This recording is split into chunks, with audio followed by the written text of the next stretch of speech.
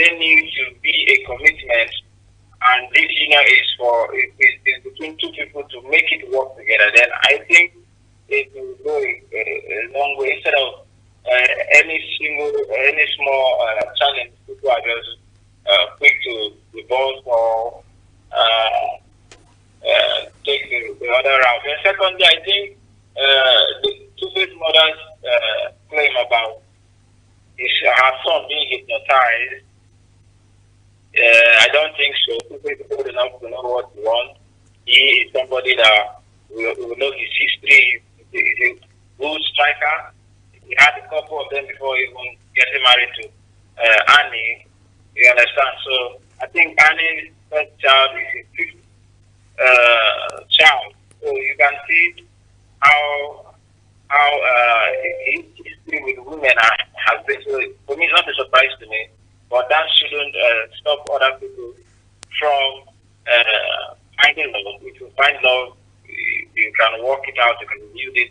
Challenges you could get ways to address it. Then secondly, issue of sit at home.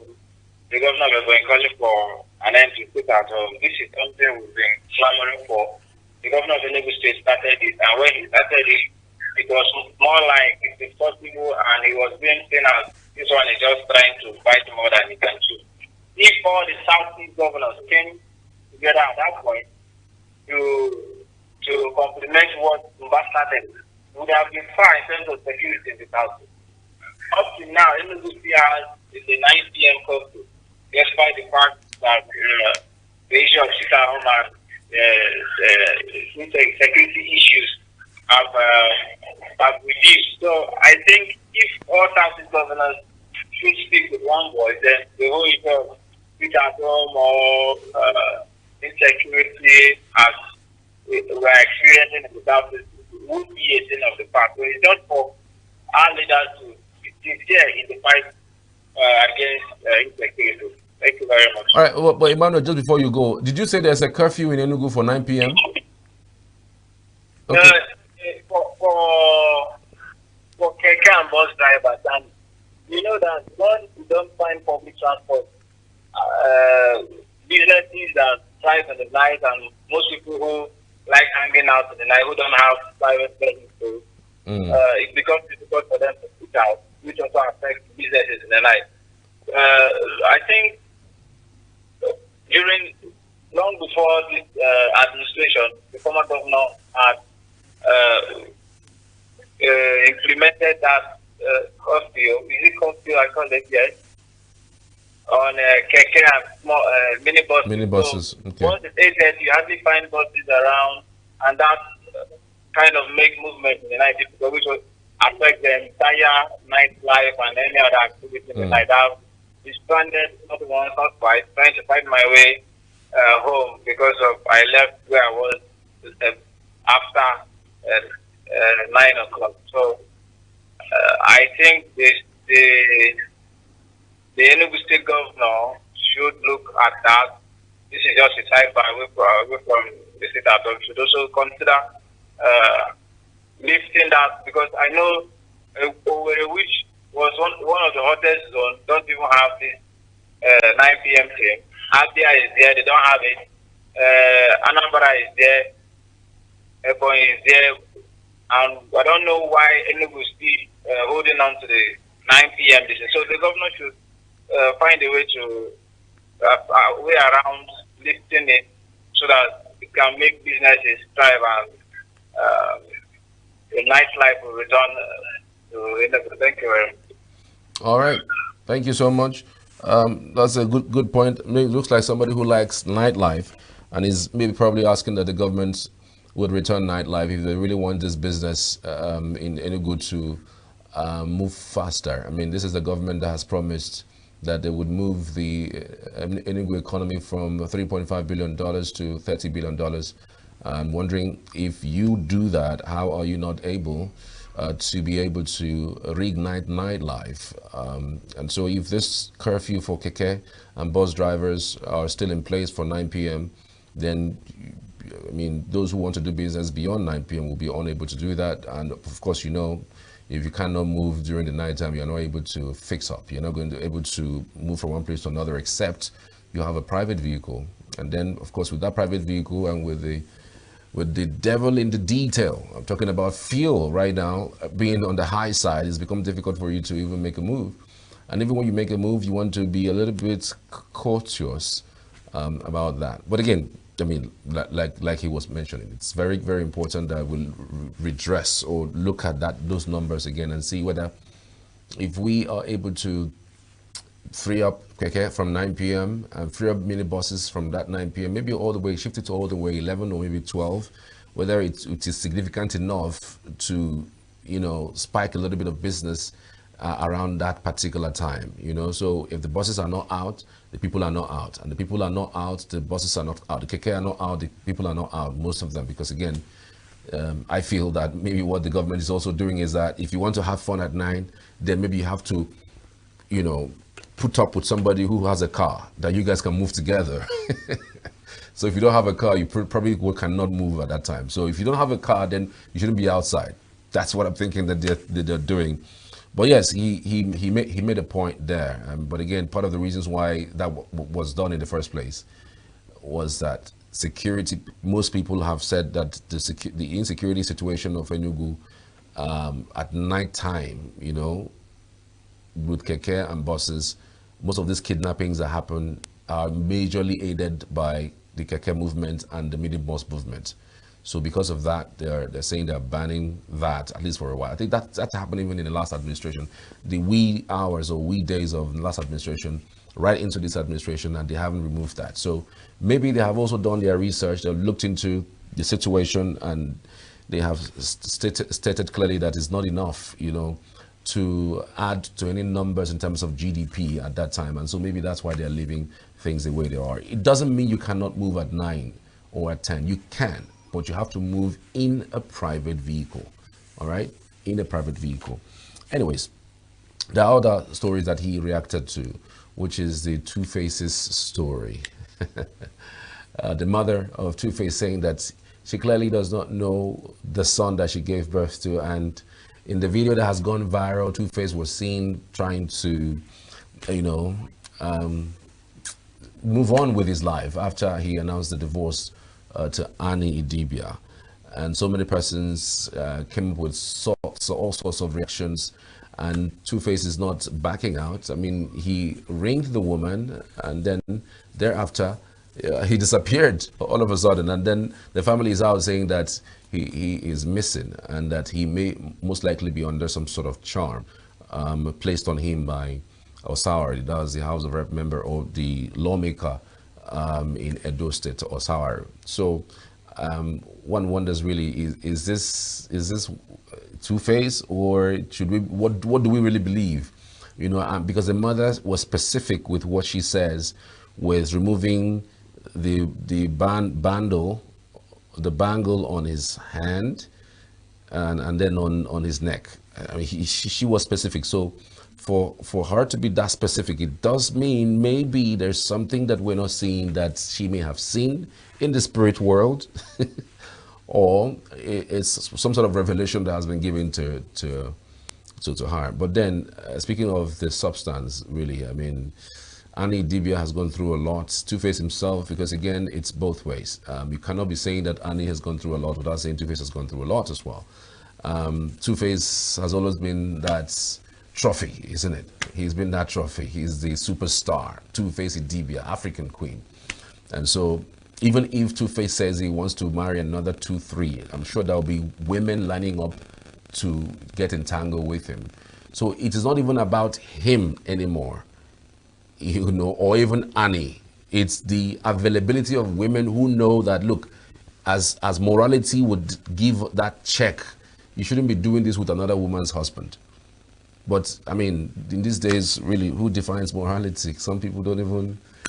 What is morality to one might be what is good for another, and what is good to another might be what is poor or bad for another. So many persons don't really define clearly what morality is for them. They define it differently because it probably works for them differently.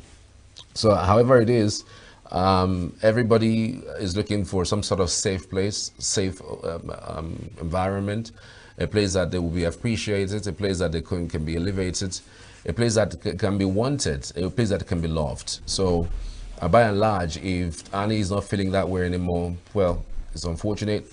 If Two-Face is not feeling that way anymore, maybe it's about time. It's unfortunate what has happened, but I can just only imagine that thoughts as a woman being there all these years and knowing that there are women out there whom he may be putting up with, but just because you want to be a wife and be there for your kids, you don't just want to make a move. But this is where it maybe comes to an end with their relationship. But this program continues online. You can drop your comments. I'd always love to hear from you. As always, send a text message to that number. Better still, you can call that number, or you can also drop comments on our social media platforms, Twitter, Facebook, Instagram, just however you want it. Remember, this program returns next on Friday, but of course you have some repeat broadcasts on our platforms everywhere: Twitter, Facebook, Instagram. That's Signature TV News. That's Signature TV News. I'd always love to hear from you. Charles Pius is my name, and that's today's edition of Top 5 Stories. I want to appreciate every one of you who have called in to participate on today's edition. We're back again next one on Friday. I'm Charles Pius. Thanks for watching. See you later.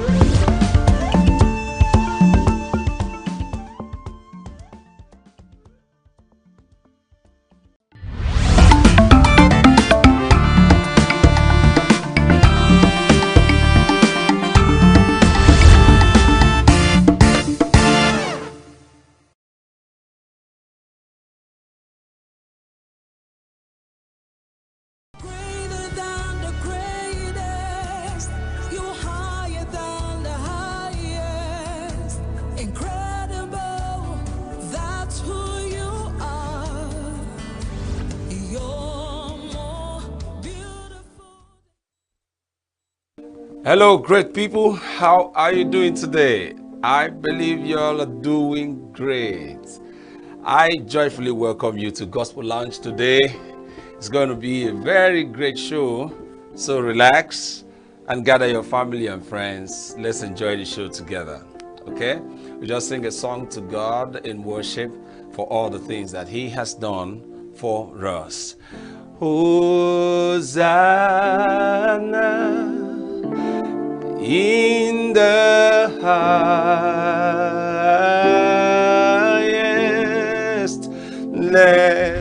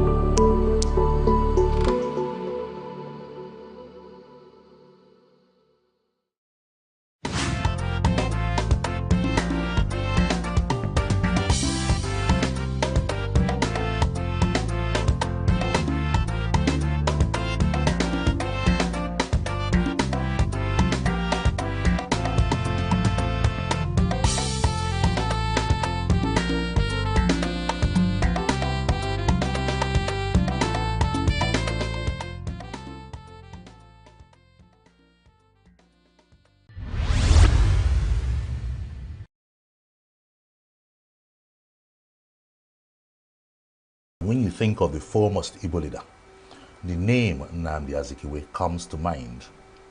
Zik was able to lead the Igbo nation in his era, lead Nigeria in his era.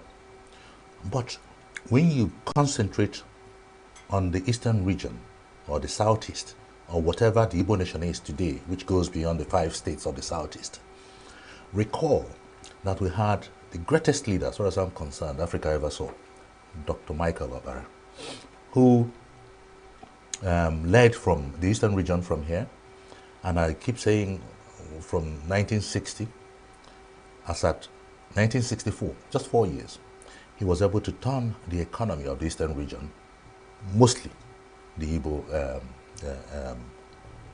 people, because the eastern region you have the Efiks, you have the Bibios, you have the Ikweres and all the other tribes. Well, the Ikweres are Igbos actually. But Obara was able to use agriculture, for instance, industrialization, to take our economy from where it was in 1960 to being one of the fastest growing economies of the world within 4 years. And if you think that this was rated as at 1964, that Obara had been in office for just 4 years then, it was the coup that removed him of 1966, unfortunately. We have had an excellent leader in the past. He's not been the only one. Since him, we've had other great ones. I mean, we've had other leaders. Ojukwu, for instance, the late great Ikemba, was a great leader of our people. So we never really lacked great leaders. But what we need to do, and if we're talking about Ohaneze Ndibo, the apex organization of the Igbo nation, we should make sure that we stop electing very old leaders. And I say use the word very old advisedly, because I pray that I'm old. I pray that I get to 80 and plus. I am advocating that we go for a generational shift and look one generation down or one decade down, instead of going for the 80 plus, who should be sort of enjoying their retirement.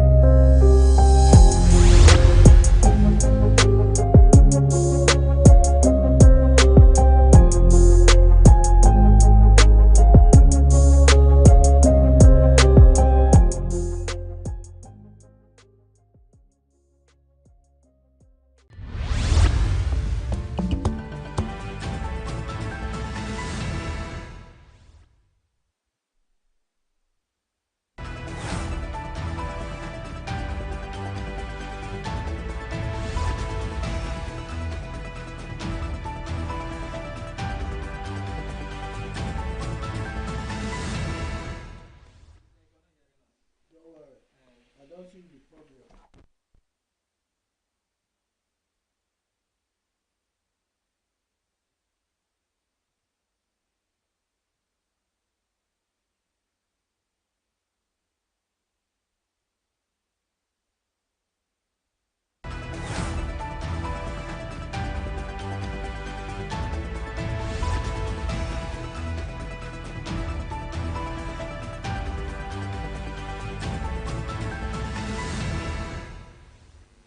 Welcome to Global News on Signature TV. I am Ngozika Mba. In the headlines, Rivers Assembly and state government trade blames over the current political crisis in the state. Federal High Court resumes hearing on Rivers Assembly defection suit. Kremlin says Putin will talk to Trump on Tuesday by phone. And International Olympic Committee recommends inclusion of boxing in Los Angeles 2028 Games. Details shortly. Every second, every minute, every day, news is breaking. Events occur and there are new developments. At Signature TV, we follow these stories objectively, bringing all sides without bias, explaining the complex issues, breaking down the numbers, and investigating the issues behind the news. Anywhere and everywhere, near or far, wherever the news is, we will be there. Signature TV. News in your pocket. Rivers State House of Assembly have served a notice of alleged misconduct against the governor, Siminalayi Fubara, and his deputy, Ngozi Odu, signaling an impeachment move. A statement by the chairman of the House Committee on Information and spokesperson of the 10th Rivers State House of Assembly, Enemi Alabo. The lawmakers accused the governor of setting the state aback for failing to heed to the invitation to present the 2025 appropriation bill to the Rivers State House of Assembly, led by Martin Ameule. It is in responding to this attitude that the Supreme Court, in its judgment, said, and I quote, "The government cannot be said to exist without one of the three arms that make up the government of the state under the 1999 Constitution. In this case, the executive arm of government has chosen to collapse the legislature to enable him govern without the legislature as a despot. As it is, there is no government in Rivers State." That was the exact words of the Supreme Court. We had hoped that such strong words from the Supreme Court will help purge the governor of such despotic ways. Dear Rivers people, dear Nigerians, gentlemen of the press, our state must move forward. As an assembly, we are severely solicitous of progress for our state. All of us cannot be held to ransom by one man's ego. All of us must join hands to plead with the governor to do the right thing in the right and lawful way so our states can make progress. This assembly has borne the brunt of this crisis. We have endured immense hardship. We have been battered almost beyond our carrying capacity. We have been punished unduly and unfairly for trying to perform our constitutional duties. Our governor must not extend this punishment to Rivers people. No. Please no. We must not allow it. We have seen hell. Our hallowed chamber was burnt down by the governor. The House of Assembly complex was brought down by the governor, totally demolished alongside our personal effects and belongings. Our speaker's residence was brutally attacked. Our residential quarters was mindlessly invaded. Our allowances have been seized for about a year and 6 months now. We still continue to suffer. Yet, we are resolved to put all this behind us in the interest of our state so that our states can move forward. Although the Assembly earlier denied any move to impeach Fubara, there have been speculations about plots to remove the governor. The Central Zone of the Ijaw Youth Council has called for the immediate sack of the Minister of the Federal Capital Territory, FCT, Nyesom Wike, from the President Bola Tinubu's cabinet over his recent unguarded statements against the Ijaw race on national television and in Abalama in Rivers State. The chairman of the Central Zone, Perez Ineife, hinted that the move against the FCT minister is a call for total cleansing on the utterances and disjointed history presented by a two-time governor of the oil-rich state, Rivers. The Emergency Congress concluded that a 2-kilometer walk be observed to peacefully protest against the false statements by the minister credited to the fourth largest ethnic group in Nigeria. The Federal High Court sitting in Port Harcourt will hear the adjourned suit against the Rivers State House of Assembly and 30 others, which was filed by the Labour Party. The adjourned hearing will also include a motion that is seeking to strike out the suit on the defection of the members of the Rivers State House of Assembly. At the last resumed hearing of the suit, the counsel for the Rivers State House of Assembly, KCO Njamanze San, had informed the court of a motion filed on March 10, 2025. That motion had urged the court to strike out the suit in light of the Supreme Court's ruling of February 28, 2025. Njamanze had argued that the Apex Court had determined all issues raised in the case already, and that under Section 287, subsection 1 of the 1999 Constitution as amended, the Federal High Court was bound to comply with the Supreme Court's decision. But that stance was opposed by Clifford N. Chukwu Esquire, counsel for the Labour Party, stating that he had filed a reply on that morning on points of law to contest the motion to strike out the case.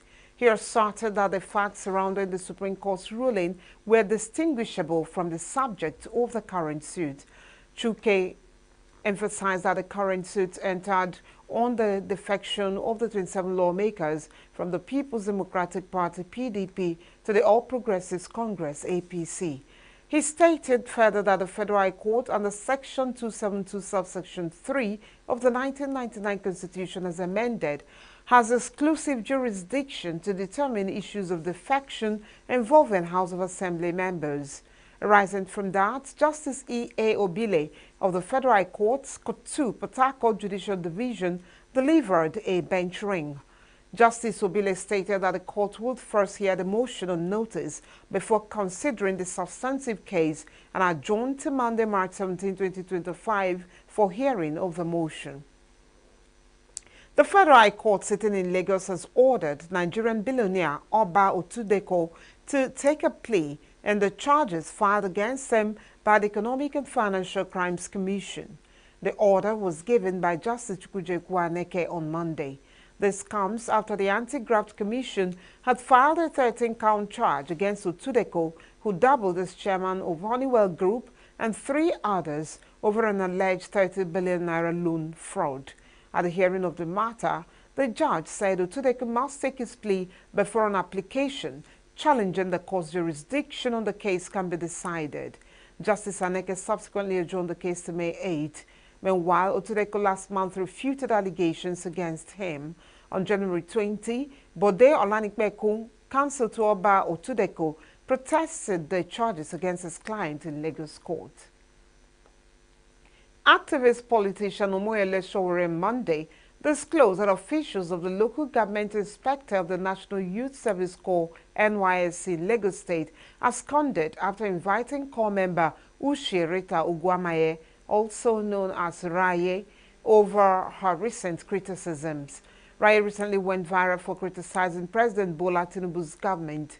Following her public outburst, Raye was summoned to appear in the office of our local government inspector, LGI, for questioning on Monday. Raye was, however, accompanied to the office by Sowore and some legal practitioners.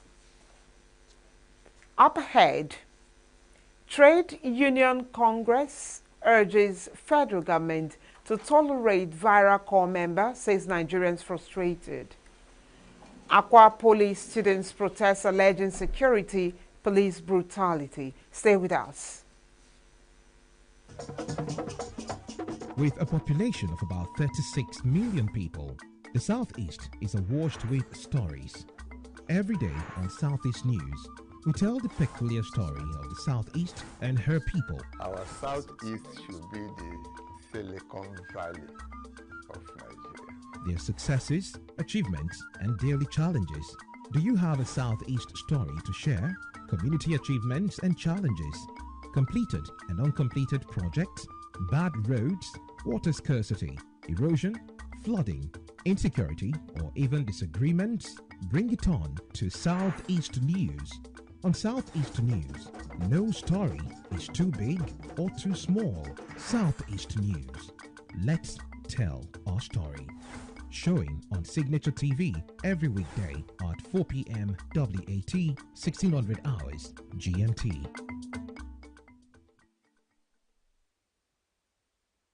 Advised the Nigerian government to be more tolerant to criticism from citizens.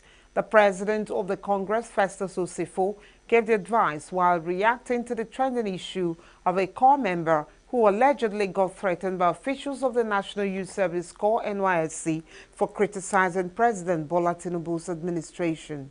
Osifo said that the government must develop the resilience to understand that people are frustrated, hungry and tired, and have a right to vent warning that government should not personalize it and come after such individuals.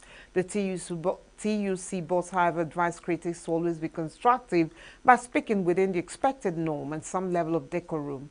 The Lagos-based NYSC member Uche Ugwamaye had taken to TikTok to criticize Tinubu's government over the hardship Nigerians face as a result of the administration's economic reforms. Her video went viral and got the attention of NYSC officials, whom she later accused of calling her and issuing a threat to her to delete the video. NYSC was yet to release an official statement regarding the issue as at the time of this report. Students of Akwa Ibom State Polytechnic Ikoto Sorwa on Monday morning took to the streets of the campus over alleged insecurity, extortion and police brutality.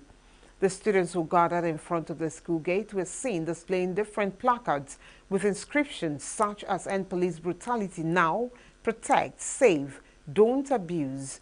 This extortion must stop," among others, before they were dispersed with tear gas. The SUG President, Comrade Jeffrey George, who led the protest, said students have suffered in the hands of police and hoodlums within the community.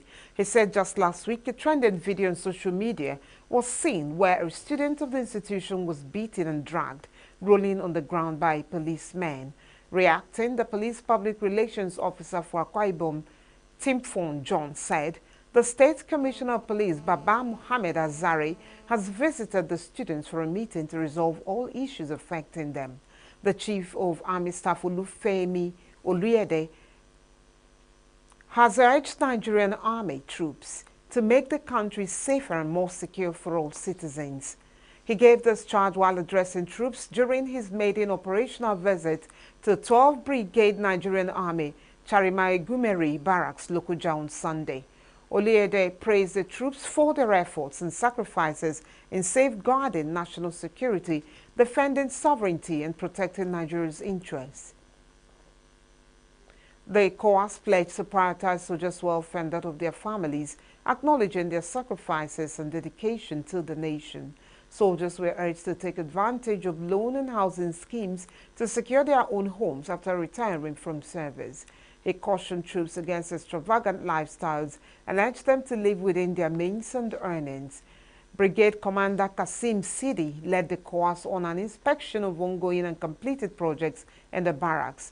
The COAS also performed groundbreaking for an electrically powered borehole, 6,000-liter capacity, and laid foundations for new non-commissioned officers' residential quarters. The Universal Basic Education Commission, UBEC, is to adopt public-private partnerships as a key priority in its new strategic blueprint for delivering basic education services across the country. The Commission's head of public relations and protocol, David Ape, said this in a statement on Sunday in Abuja. Ape quoted UBEC's Executive Secretary Aisha Garba as making the remarks during a series of meetings with private sector stakeholders, including Tonia Uduimo, head of the Owando Foundation.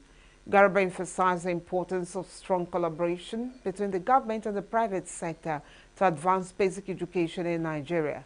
She expressed UBEC's commitment to reviewing proposed frameworks from private sector partners and establishing a structured platform for PPP-driven initiatives. According to her, these partnerships will incorporate sustainable models for private sector investment in strengthening the country's basic education system. The Nigerian communications satellite NIGCOMSAT Limited is set to launch an empowerment program for youths across 7 states and the Northwest region. This is confirmed in a statement signed by Aisha Bantam, Head of Corporate Affairs at NIGCOMSAT in Abuja. The program focused on a space tech hackathon and very small aperture terminal visa training. Targets youths from Kaduna, Kano, Zamfara, Sokoto, Kebbi, Katsina, and Jigawa. It will be held in Dutse, Jigawa from April 7 to 11. Participants include startups, local innovators, and students from across the region.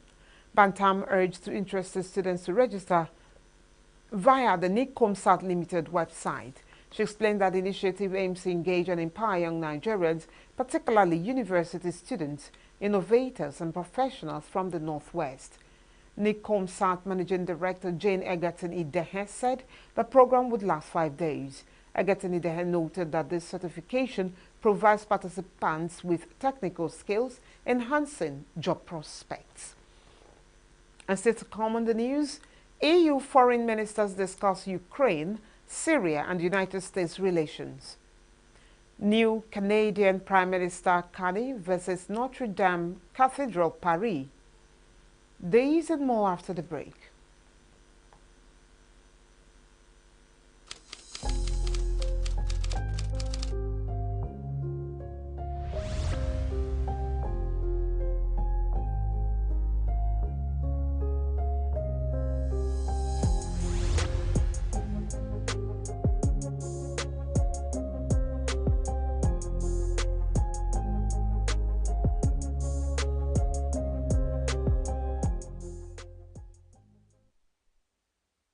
That Russian President Vladimir Putin will talk to United States President Donald Trump by phone on Tuesday. Trump had said earlier that he planned to speak to Putin on Tuesday and discuss ending the war in Ukraine after what is said had been positive talks between Steve Witkoff, his special envoy, and Putin in Moscow. Trump said a lot of work had been done over the weekend and he thought Washington had a very good chance of bringing the Ukraine war to an end. Trump said he would speak about land and power plants but gave no details. When asked about those remarks, the Kremlin said it did not think it appropriate to comment on upcoming discussions between two presidents. Russian President Vladimir Putin met his Tajikistani counterpart Emomali Rahmon at Grand Kremlin Palace on Monday. Putin congratulated Rahmon, who is on official visit to Moscow with his People's Democratic Party of Tajikistan win at parliamentary election on March 12. The ruling party enjoys overwhelming majority of Majlis's Namoyandagan lower house of the national legislature with 47 seats out of 63. Russian leader repeated his invitation to Tajikistani counterpart to attend celebrations of the 80th anniversary of victory in the Great Patriotic War. Tajikistani is a member of the Russian-led defense and security bloc of 6 post-Soviet states, the Collective Security Treaty Organization, CSTO. Last week, Putin met his another ally, Belarus President Alexander Lukashenko, whose country is also a CSTO member. Similar to Lukashenko, Rahmon is holding his presidential job since 1994, while Putin has first been elected Russian president in 2000. Уважаемый Имамали Шарипович, рад вас приветствовать в Москве. И прежде чем начнем беседу, хотел бы вас поздравить, да, и всех таджикистанцев с наступающим праздником Навруз, марта, по-моему. Спасибо. Хочу пожелать вам и нашим друзьям в Таджикистане всего самого доброго, каждой семье. 2 марта у вас прошли выборы, еще раз подтверждает, что народ Таджикистана вас поддерживает. Мы очень надеемся на то. Россия является одним из ключевых и важнейших торгово-экономических партнеров Таджикистана. Большое спасибо за приглашение, теплый прием и гостеприимство.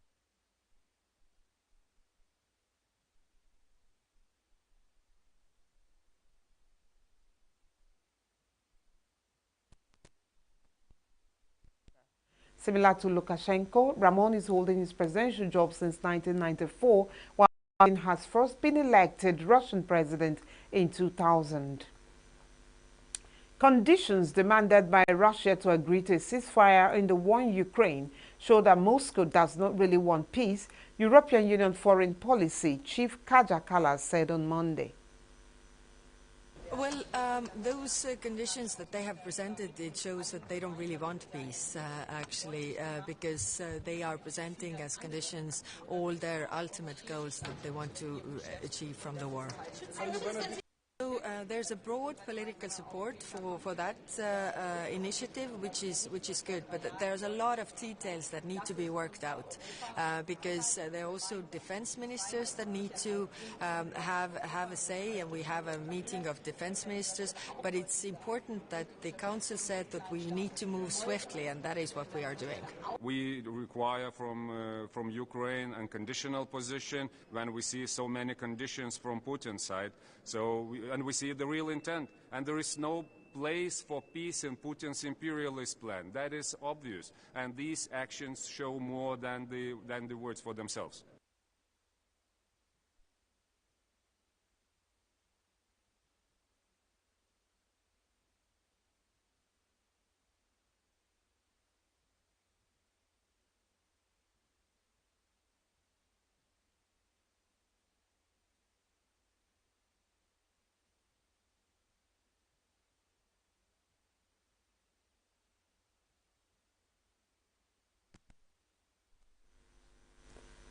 Canadian Prime Minister Mark Carney visited Notre Dame Cathedral, Paris on Monday during his first international trip as Prime Minister. The Canadian Prime Minister and his economist wife, Diana Fox Carney, were given a tour of the Parisian cathedral that was reopened in December 2024, nearly 5.5 years after a catastrophic fire nearly destroyed the historic landmark, decimating its spire and roof. During his visit, Carney will meet with French President Emmanuel Macron to discuss the war in Ukraine and other international issues. The Canadian Premier will also travel to London and Italy this week in order to strengthen his nation's relationship with his closest allies and to reaffirm its Arctic security, his office said in a statement on Saturday. Carney was sworn in as Prime Minister of Canada on Friday. European Union foreign ministers met in Brussels on Monday to discuss Russia's war of aggression against Ukraine after an informal exchange of views with the Minister of Foreign Affairs of Ukraine, Andrei Sybiha, via video conference. The ministers were expected to discuss the latest developments in Syria and Iran and exchange views on relations between the EU and the United States. Israel awarded licenses to BP, BPL, Azeri National Oil firm SOCAR, and local company NewMed Energy on Monday to explore for natural gas in Israeli waters as the country seeks to boost domestic gas reserves and expand exports. In a ceremony at Israel's Ministry of Energy in Jerusalem, Israeli Energy Minister Eli Cohen said he hoped the exploration would lead to discovery in less than 3 years. Azerbaijan's Economy Minister Mikhail Jabarov, who also serves as the chairman of SOCAR, said partnership in the gas market should be done with those you can rely on. The licenses were granted for exploration in the so-called Cluster I, a 1,700 square kilometers area located in the Mediterranean and the northern part of Israel's economic waters. The consortium is expected to conduct seismic and geological surveys in the first phase of exploration, with drilling in the second phase based on survey results. In 2023, the trio jointly placed a bid for 2 offshore blocks in a 4th licensing round. Israel's Energy Ministry said that additional licenses are expected to be granted, and a 5th bidding round is planned for later this year. The gas-rich offshore basin straddling Egypt, Israel, Cyprus, and Lebanon has drawn some of the world's top energy companies in recent years, particularly as Europe scrambles to secure supplies to replace Russian gas in the wake of Russia's invasion of Ukraine. Israel is positioning itself as a regional energy hub and has committed to supplying natural gas to Europe, which has been diversifying away from Russia. Right now and today, we will issue to the partners of SOCA, British Petroleum and NewMed, the exploration license. I'm looking forward that in less than 3 years, we will give you the discovery license. This is what we are looking for. I'm confident that this project will yield not only natural gas, but also new opportunities for growth, innovation, and prosperity for both our people. All the knowledge and experience and goodwill that we have will be brought to this project, because for us equation is very simple. We think that we understand your context because our contexts are very similar, and energy is a field where you prefer to work with those on whom you can rely. I guess this I can now say. On behalf of SOCAR, we will not limit our participation in energy sector in Israel to this particular project, but rather will continue to pursue other opportunities which you will deem acceptable and desirable and in line with your policy of further development of energy sector of Israel. Scores of protesters calling for the resignation of Israel's Prime Minister Benjamin Netanyahu took to the streets of Tel Aviv on Sunday after his announcement that he intends to fire the head of the Shin Bet Domestic Intelligence Service. The move also sparked anxiety among supporters of hostages and their families who fight for the release of their loved ones from Gaza. Some have set up tents in recent weeks outside Israel's military headquarters in Tel Aviv in an encampment they say will be removed only when the last of the 59 hostages is returned to Israel. Supporters on Monday said they would now also fight for Israel's democracy as they see a threat to the fate of the hostages by Netanyahu's moves. Shin Bet, the Israeli counterpart of the U.S. Federal Bureau of Investigations, is part of a probe into possible links between employees in Netanyahu's office and Qatar, which has been mediating the Gaza ceasefire talks. We are here next to the army headquarters in this camp of tent camp, in an effort to support the families of the hostages and the hostages themselves. Right? That's at least what I'm here. We know that being here encourages and supports the families, and we also know from the hostages that came back that it encourages and helps the hostages while they were in Gaza. As to Ronen Bar and his termination by the Prime Minister, it certainly won't help the hostages situation. If at all, it's yet another demonstration.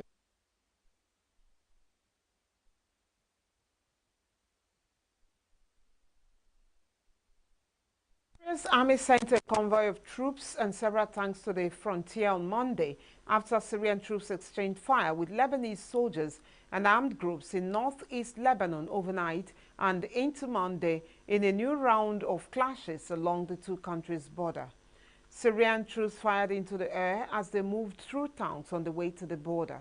Tensions along the mountainous frontier have been high in the months since Islamist rebels toppled Syria's Bashar al-Assad, an ally of Tehran, and Iran-backed Lebanese armed group Hezbollah, and installed their own institutions and army. Late on Sunday, Syria's defense ministry accused Hezbollah of crossing into Syrian territory and killing 3 members of Syria's new army. Hezbollah denied any involvement. A Lebanese security said the 3 Syrian soldiers had crossed into Lebanese territory first and were killed by armed members of a tribe in northeastern Lebanon who feared their town was under attack. In retaliation for their deaths, Syrian troops shelled Lebanese border towns overnight, according to the Syrian Defense Ministry and the Lebanese army. Residents of the town of Al-Qasr, less than 1 kilometer from the border, told Reuters they fled further inland to escape the bombardment.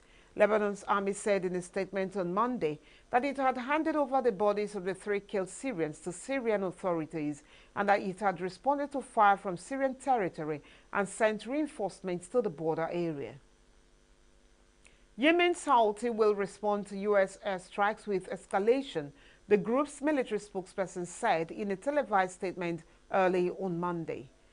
United States warplanes shot down 11 Houthi drones on Sunday. U.S. forces also tracked a missile that splashed down off the coast of Yemen and was not deemed a threat, the official said. The airstrikes are the biggest U.S. military operation in the Middle East since President Donald Trump took office in January.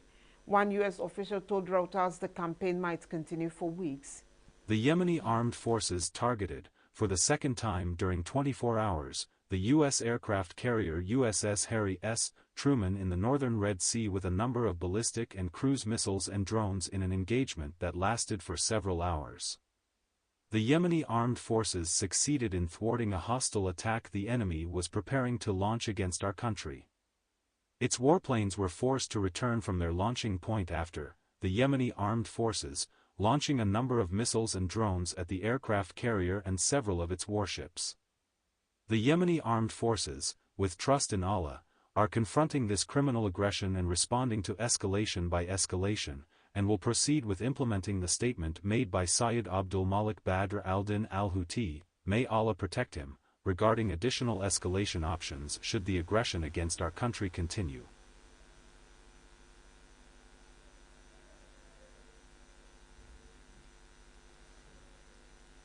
The Houthis, who have taken control of most of Yemen over the past decade, said last week they will resume attacks on Israeli ships passing through the Red Sea if Israel did not lift a block on aid entering Gaza. United States President Donald Trump on Sunday said that former U.S. President Joe Biden signed off on the January 6 committee pardons with an auto pen and said for that reason they should be voided. In his final moments as United States President, Biden granted pardons to Dr. Anthony Fauci, General Mark Milley, and members of the House Committee investigating the January 6 attack. These preemptive pardons came as it sought to protect those individuals from potential retribution by the incoming Trump administration. Trump had previously warned of an enemies list targeting those who opposed him or held him accountable for his actions surrounding the 2020 election and the Capitol riot. United States President Donald Trump on Sunday defended the invocation of the Alien Enemies Act's wartime powers to rapidly deport more than 200 alleged members of Tren de Aragua, a Venezuelan gang that has been linked to kidnapping, extortion, and contract killings. The deportation operation followed a move by Judge James Boasberg to block it, a court order which the administration defied, saying in an extraordinary statement that a judge did not have the authority to block his actions. Well, this is a time of war because Biden allowed millions of people, many of them criminals, many of them at the highest level. They emptied jails out. Other nations emptied their jails into the United States. That's an invasion. And these are criminals, many, many criminals. Murderers, drug dealers at the highest level, drug lords, people from mental institutions. That's an invasion. They invaded our country. So this isn't, in that sense, this is war. In many respects, it's more dangerous than war because, you know, in war they have uniforms. You know who you're shooting at. You know who you're... Members of the Kurdish Red Crescent in Kamishli prepared on Monday humanitarian aid boxes provided by the Autonomous Administration of North and East Syria and the Kurdish Red Crescent to be transported to Syria's coastal areas following recent violence. According to Shireen Khalil, an official at the Kurdish Red Crescent, approximately 10,000 baskets were sent in 5 trucks to Syria's coastal region. Several days of violent clashes in Syria's coastal region this month pitted loyalists of deposed President Bashar al-Assad against the country's new Islamist rulers. A war monitoring group said more than 1,000 people had been killed. Dozens of Filipino human rights activists marched near the presidential palace in Manila on Monday to urge the Philippine government to rejoin the court to the International Criminal Court, ICC, following former President Rodrigo Duterte's trial in The Hague. The Philippines was a member of the ICC from 2011 until 2019, when it officially withdrew its membership. Under the court's founding 1998 Rome Statute, even if a state withdraws as a member, it retains jurisdiction over crimes within its jurisdiction committed during the membership period. Last Friday, Duterte made his first appearance via video link before the ICC, where he was facing murder allegations from his war on drugs campaign, which killed thousands in the Philippines during his term as president. Duterte, who led the Philippines from 2016 to 2022, is said to be the first Asian former head of state to go on trial at the ICC, a court of last resort created more than 2 decades ago to prosecute individuals for war crimes, crimes against humanity, aggression, and genocide. Rejoining the ICC is the logical step forward after delivering Duterte to the ICC. If the Marcos government is serious in pursuing justice and accountability.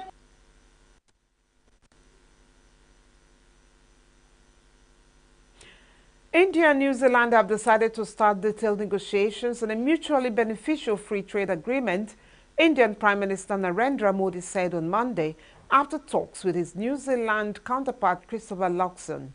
The agreement is expected by the end of 2025, an Indian Foreign Ministry official told reporters. India's exports to New Zealand totaled $682 million in 2023, while New Zealand's shipments to India aggregated to $369 million in the same year. Figures from data visualization platform Observatory of Economic Complexity showed. Our two-way trade today stands at around $3 billion New Zealand dollars a year, but there is huge potential to grow, and it is in that context that I want to say thank you, and I'm pleased to welcome the efforts of Minister Goyal and Minister Macleay on their agreement announced yesterday between New Zealand and India that we will launch immediately comprehensive free trade agreement negotiation between New Zealand and India. That arrangement, and I do want to say to the Prime Minister, I really have appreciated him not raising the recent loss of New Zealand to India in the recent game that we played in Dubai. And I haven't mentioned any of the Test Series wins that we had on our recent trip to India either. So. A Peruvian farmer who says German energy giant RWE's emissions have contributed to the melting of Andean glaciers, increasing the flood risk to his home, took his case to court on Monday in a hearing that could set a precedent for climate litigation. The case, which began a decade ago and is now being heard in Hamm in Germany, could deliver a landmark ruling if the court holds the company accountable for past emissions and requires it to help fund climate adaptation for affected communities. Saul Luciano Liluya, supported by the activist group German Watch, wants RWE to pay around 17,000 euros toward a $3.5 million flood defense project. In the mountains above Huaraz, glacier meltwater running into Lake Palcacocha creates a threat for the town, which has a population of over 65,000 people, he says. Lilua, 44, whose family grows corn, wheat, barley and potatoes in a hilly region outside Juarez, says he has chosen to sue RWE because it is one of the biggest polluters in Europe rather than any particular company projects near home.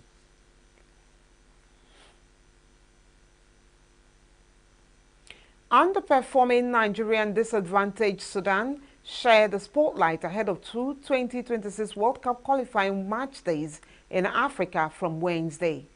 Seeded to win Group C and automatically qualify, a Nigerian team boasting the past 2 African Footballers of the Year, Victor Osimhen and Ademola Lookman, lie 5th in a 6-team section. In a qualifying competition spanning 3 years, the Super Eagles drew with Lesotho, Zimbabwe and South Africa, then crashed to Benin in pursuit of a 7th World Cup appearance. Since finishing 2024 Africa Cup of Nations runners-up to host Ivory Coast, Nigeria have had 3 coaches locals, Finidi George and Augustine Eguavo, and now Eric Shell. Fired by Mali after a poor start to their World Cup campaign, Ivory Coast-born Shell admits he faces a huge challenge, starting with Rwanda away and Zimbabwe at home this month. Seeded 5th in Group B, Sudan occupied 1st place ahead of a top-of-table clash with 3-time World Cup qualifier Senegal in Benghazi as they tried to reach the finals for the first time. The match is in Libya because Sudan has been engulfed in a civil war since April 2023. The conflict has claimed tens of thousands of lives and uprooted more than 12 million people. The International Olympic Committee IOC Executive Board met in Greece on Monday ahead of the 144th IOC session to elect a new president. The session will be held from March 19 to 21 at the Costa Navarino Resort in the seaside town of Pylos, with the election taking place on Thursday. 7 candidates are running to replace Thomas Bach, including world athletes Sebastian Coe, multiple Olympic swimming champion, and Zimbabwe Sports Minister Kirsty Coventry, and Spaniard Juan Antonio Samaranch, son of the late former IOC president. International cycling chief David Lapantient, Prince Faisal Al Hussein of Jordan, International Gymnastics Federation head Morinari Watanabe, and Olympic newcomer and multimillionaire Johan Elias, who heads the International Sky Federation, complete the candidates lineup. Kawhi, former Olympic 1,500 meters champion, is the biggest name of the 7 candidates. Bach, 71, served in the post for 12 years.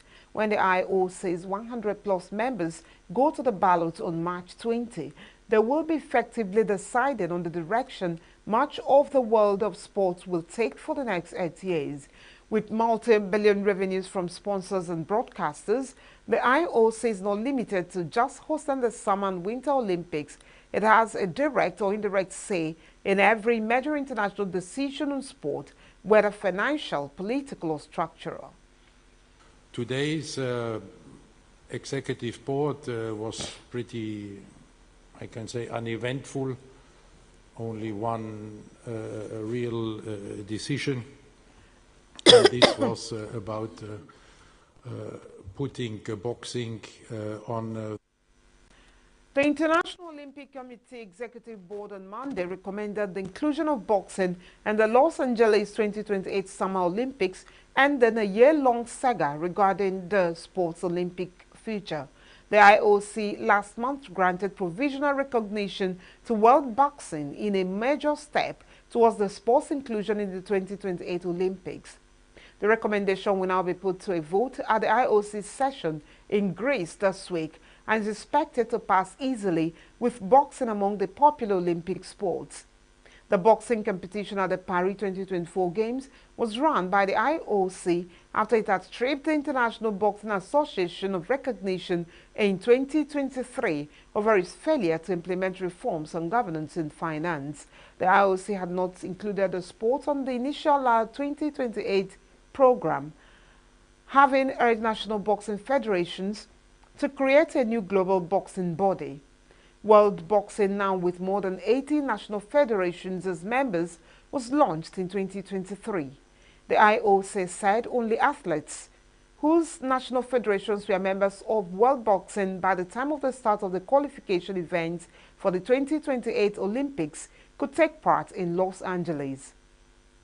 The IOC suspended the IBA, run by Russian businessman Umar Kremlev, in 2019 over governance, finance, refereeing, and ethical issues, and did not involve it in running the boxing event at the 2021 Tokyo Olympics before stripping it of recognition in 2023, an extremely rare move by the IOC.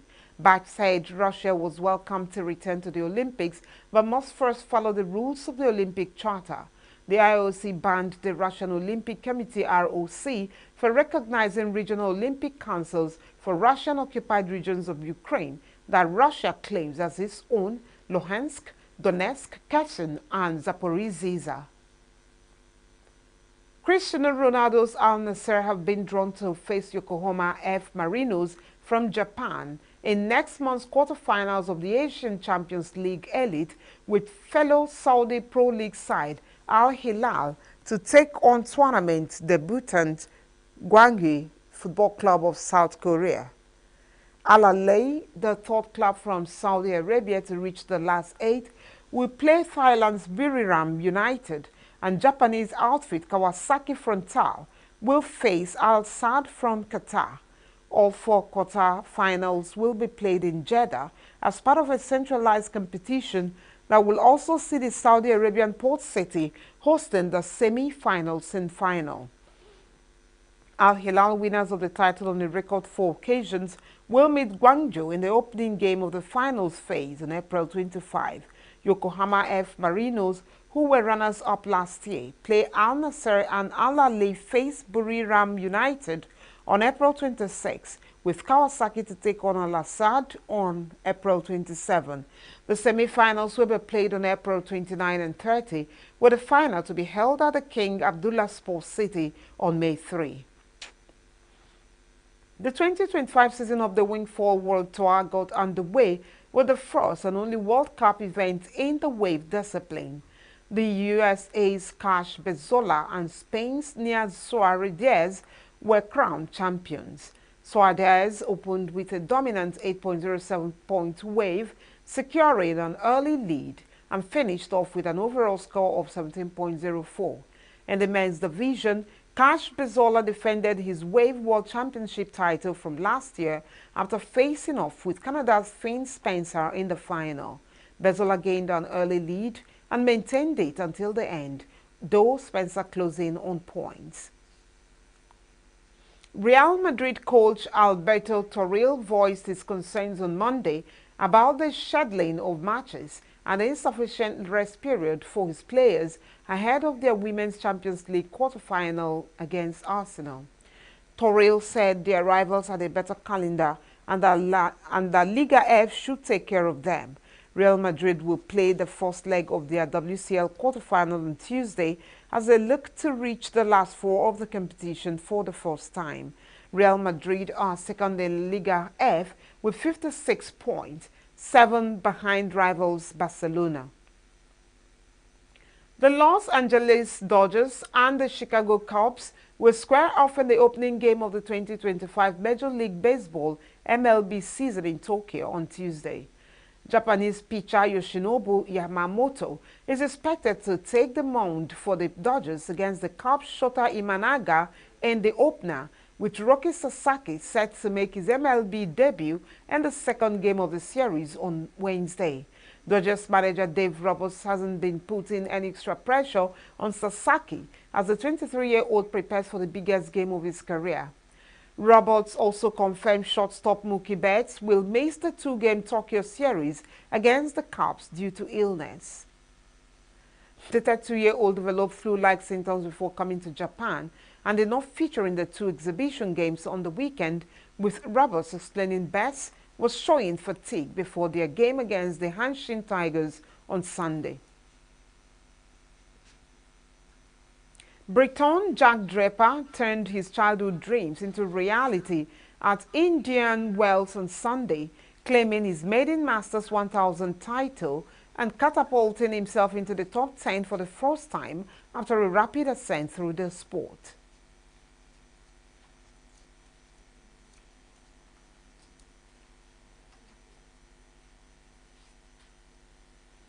And that's the news this hour. I am Ngozika Mba, thanking you for watching.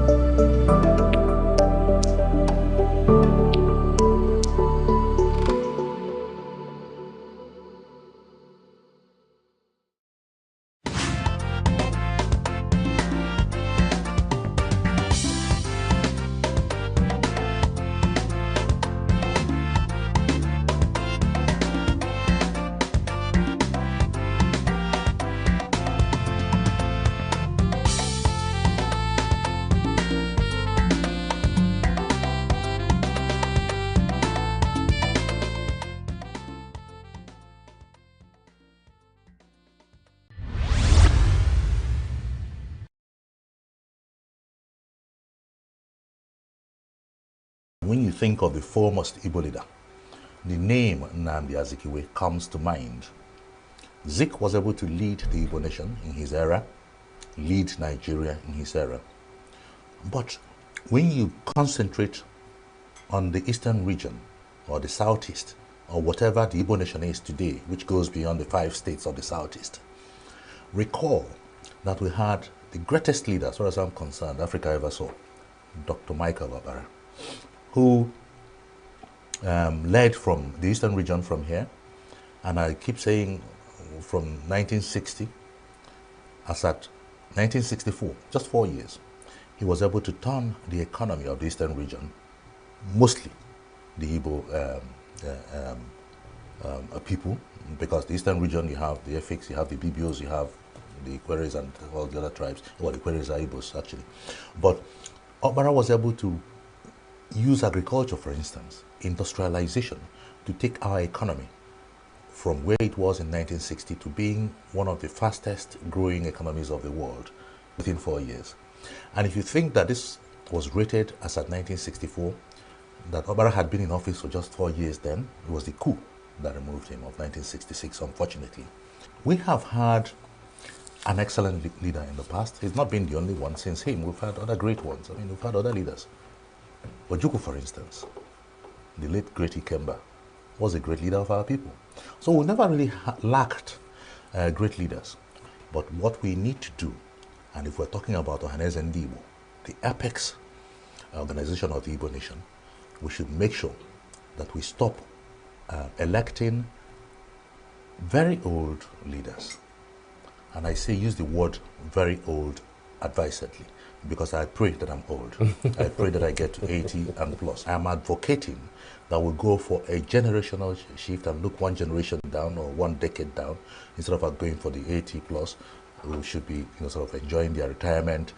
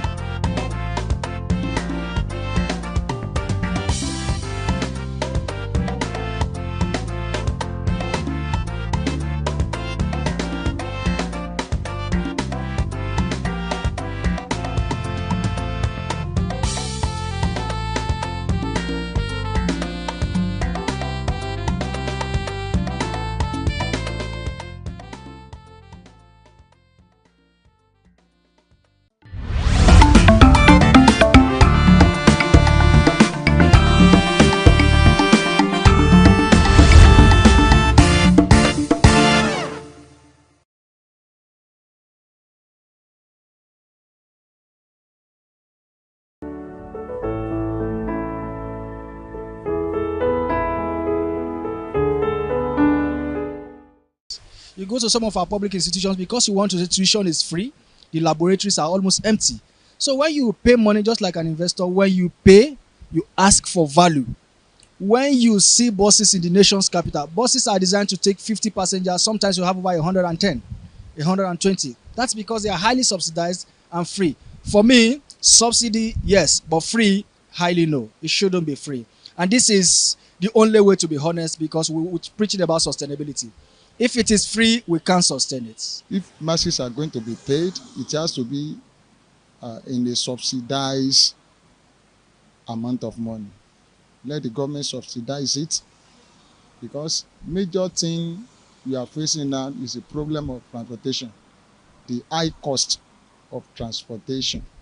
All of us move from one place to the other, goods and services move from one place to the other, but when the cost for transporting goods and services to where it is needed is highly expensive, it will affect the price of goods and service itself. Let Innocent produce buses for Nigeria, electric buses, and let them be carrying people all over 100 naira. Nigerians can afford it. 100 naira. Even if from here to Gawalada, 100 naira.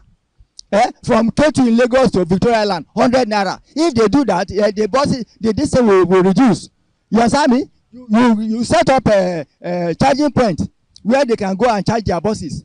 Like in Lagos now, they have a depot for the buses. Let them go there and charge the buses and be carrying people 100 naira. It will reduce the economy. A state like Ebonyi State budgeted 68 million to buy SUVs for their state House of Rep members. So if that can be budgeted, state like Benue, Governor Ilya was saying the budget for House of Rep members to acquire a car is 60 million. That means Nigeria is wealthy. I think transportation can be made free but I don't think these people that are making money from this would like to stop right now. The transport sector is a huge sector of the economy, but then the everyday increase in prices, remember, has not made people to be happy about the transport sector. Coincidentally, if the governor can instruct the director or the manager of any transport state corporation that any citizen, not only even their citizen, any person that come to their office that are looking for assistance of the transportation from their state to another state or interstate or intrastate, they should be giving them, consider them free or complimentary board ride of transportation from point A to point B. The lower people, the less privileged, the state government should make it, and students, the old people, they should make it free to them. Really affecting. Like if you can see people moving over there, everybody are trekking, they cannot enter transport because of the cost of transport and all that.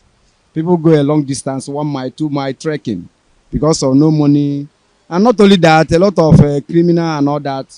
I know I have lost out to 4 phone where I was trying to see how I can get a cheaper car because where I want to go, then charge me a lot to take me to that place. The first time I lost my phone, second time I lost my phone. And it's because of hungry. That is why those boys increase in robbery. Abuja is not working very effectively. You know. Then the government should look into it and provide more. And they can go to countries, other countries, developed countries, go there and get there. They know what to do. And they bring it down, the price. And they also consider the pass also. Because the former one, the urban mass, many of them packed now in the garage. They are not working. And they ask, they say this one has a small issue, this one has a small issue. Which day are they going to visit? So they will government to sit up to put these things in order. That is voices from the streets, where people express their opinion about different policies of the government. From the nation's capital, Abuja, I am Nasiru Usman, reporting for Signature TV.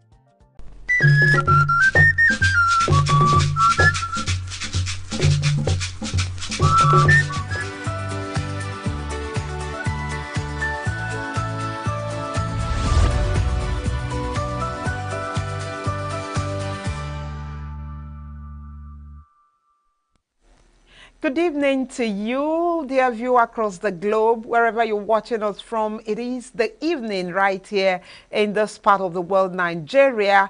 And here is introducing you to Signature Evening, a comprehensive and engaging evening show that brings you several segments to entertain you, educate you, and of course, to keep you informed.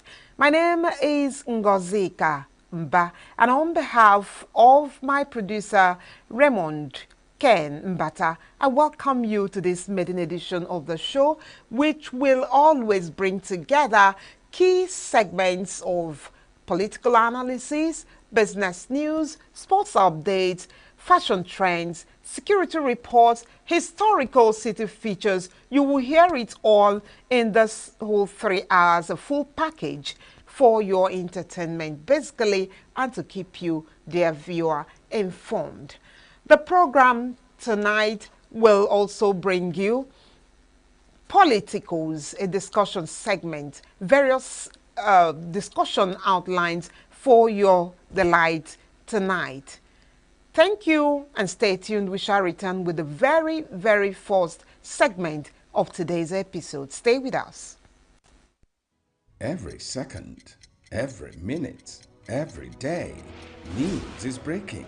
Events occur and there are new developments. At Signature TV, we follow these stories objectively, bringing all sides without bias, explaining the complex issues, breaking down the numbers, and investigating the issues behind the news.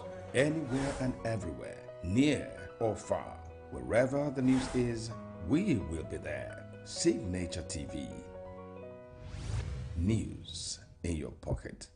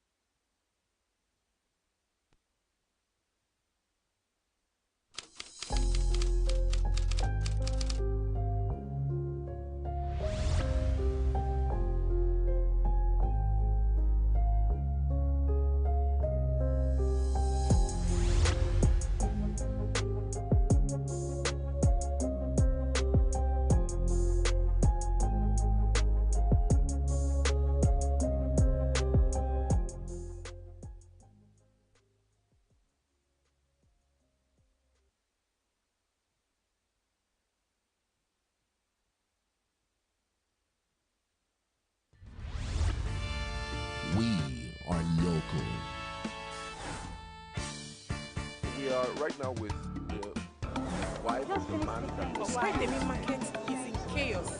People... We are national. Those in support of this motion as amended, say aye. Aye. We have taken it to by default. We are international. Israeli airstrikes. Donald Trump left us the worst unemployment.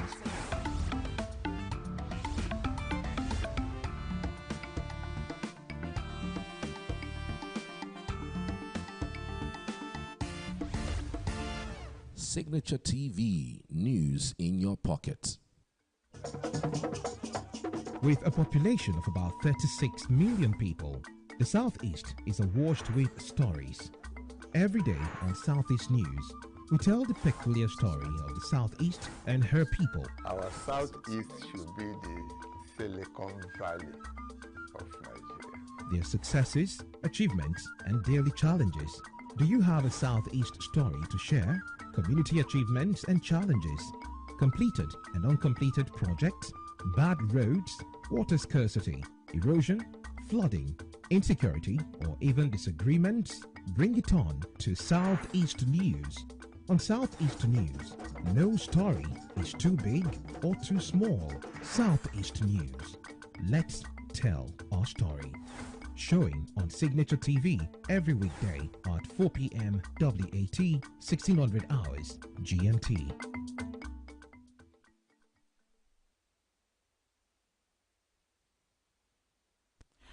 It is still Signature Evening, and on politicals, let's take the big story.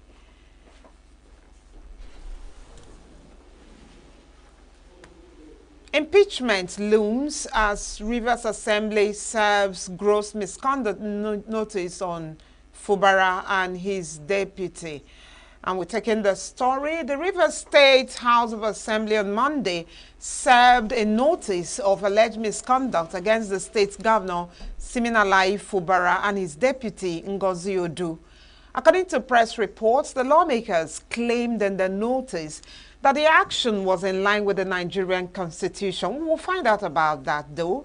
In compliance with Section 188 of the Constitution of the Federal Republic of Nigeria, 1999 as amended, and other extant laws, we, the undersigned members of the Rivers State House of Assembly, hereby forward to you a notice of gross misconduct by the Deputy Governor of Rivers State and the performance of the functions of our office, and that's what the notice reads. Although the Assembly earlier denied any move to impeach Fubara, there have been speculations about plots to remove the governor. Following the Supreme Court's verdict in February, which favored Ameule and his associates, there have been reports that the Assembly is targeting Fubara for impeachment. This is as Nyesom Wike, the Minister of the Federal Capital Territory, FCT, in a media live chat said Fubara should be impeached if he has committed an impeachable offense. The FCT minister defended his adherence to due process and justice and expressed this belief that some of his actions, that a small number of lawmakers could enact legislation and expect it to be upheld. In the same vein, Tony Okocha, the chairman of the Rivers State chapter of the All Progressives Congress, APC, called on Governor Fubara to resign or face impeachment. That was where we were until the letter story that broke today, with this letter coming from the State House of Assembly. It is no longer the Amehule-led faction of the State Assembly, but the authentic Rivers State House of Assembly. We're going to center our conversation this evening around this happenstance, and to have that conversation with us is a public affairs analyst and the person of Ifeanyi Nwobodo. You're welcome, Ifeanyi. Thanks for joining us. Thank you so much. I don't know. Everyone is on top of what is going on in River State, except you're not a Nigerian. We know it's the oil-rich state, the golden goose that lays the golden hen. So I wonder who will not be interested in what is going on. So what are your thoughts on what just happened today? Well, if I'm to say based on what is on ground and what has been happening in River State, I can see categorically that the governor himself is not a law-abiding person, in the sense that I see no reason why 3 men in the House of Assembly will pass an appropriation bill, which is not the due process constitutionally, you know, and that offense, coupled with the commissioners appointed in the state, they never pass through the process of screening by confirmation of the legislative members of the River State House of Assembly. So those are part of the issues that have been lingering on, and the governor seems to be adamant to those happenings, you know. But as the case may be, I think I will, to my own view and opinion concerning the political crisis in River State as it stands now, I think they should come together and harmonize, because from what I heard today, this morning, the letter was not duly sent the way it ought to be by the governor of River State, Fubara, you know, and I think at a point there was a misinformation along the line in respect of the recipients of receiving of the letter from the governor, and he denied that the State House of Assembly never sent a letter as a notification of invitation for the presentation of 2025. Is that what the latest letter of alleged misconduct on the governor and his deputy, is it what it's all about? It's a constitutional matter, because the Supreme Court have given their verdict, and the governor have no option than to adhere to the judgment of Supreme Court by doing the needful. One, Supreme Court said he should go and reconduct the local government election, which was not duly. There was no due process on that, you know. And what I think the problem that governor has is pride, not adherence of law, and is not a law. Like I said, he's not a law-abiding citizen, to my own understanding concerning this, because when the Supreme Court has passed a judgment, all he needs to do is to go about the normal things he's supposed to do as the governor of the state. And there's a lot of outstanding issues in River State, even in terms of their allowances and their salaries, for over 2 years now has not been paid. I hope you are aware. Yeah, it's in the news with a a long stretch embroidery. Of course, salaries will be withheld. But there's something you said that I wish to take you on, and that's on the mafioso-like attitude of the governor. Is it not a case of when the big cow escapes, a large person will be sent in pursuit of the big cow? Is he not taking a toll of the magnitude of what he's faced with? There's been threats of impeachment, you remember. This is looking like a first step towards that. Do you agree or not?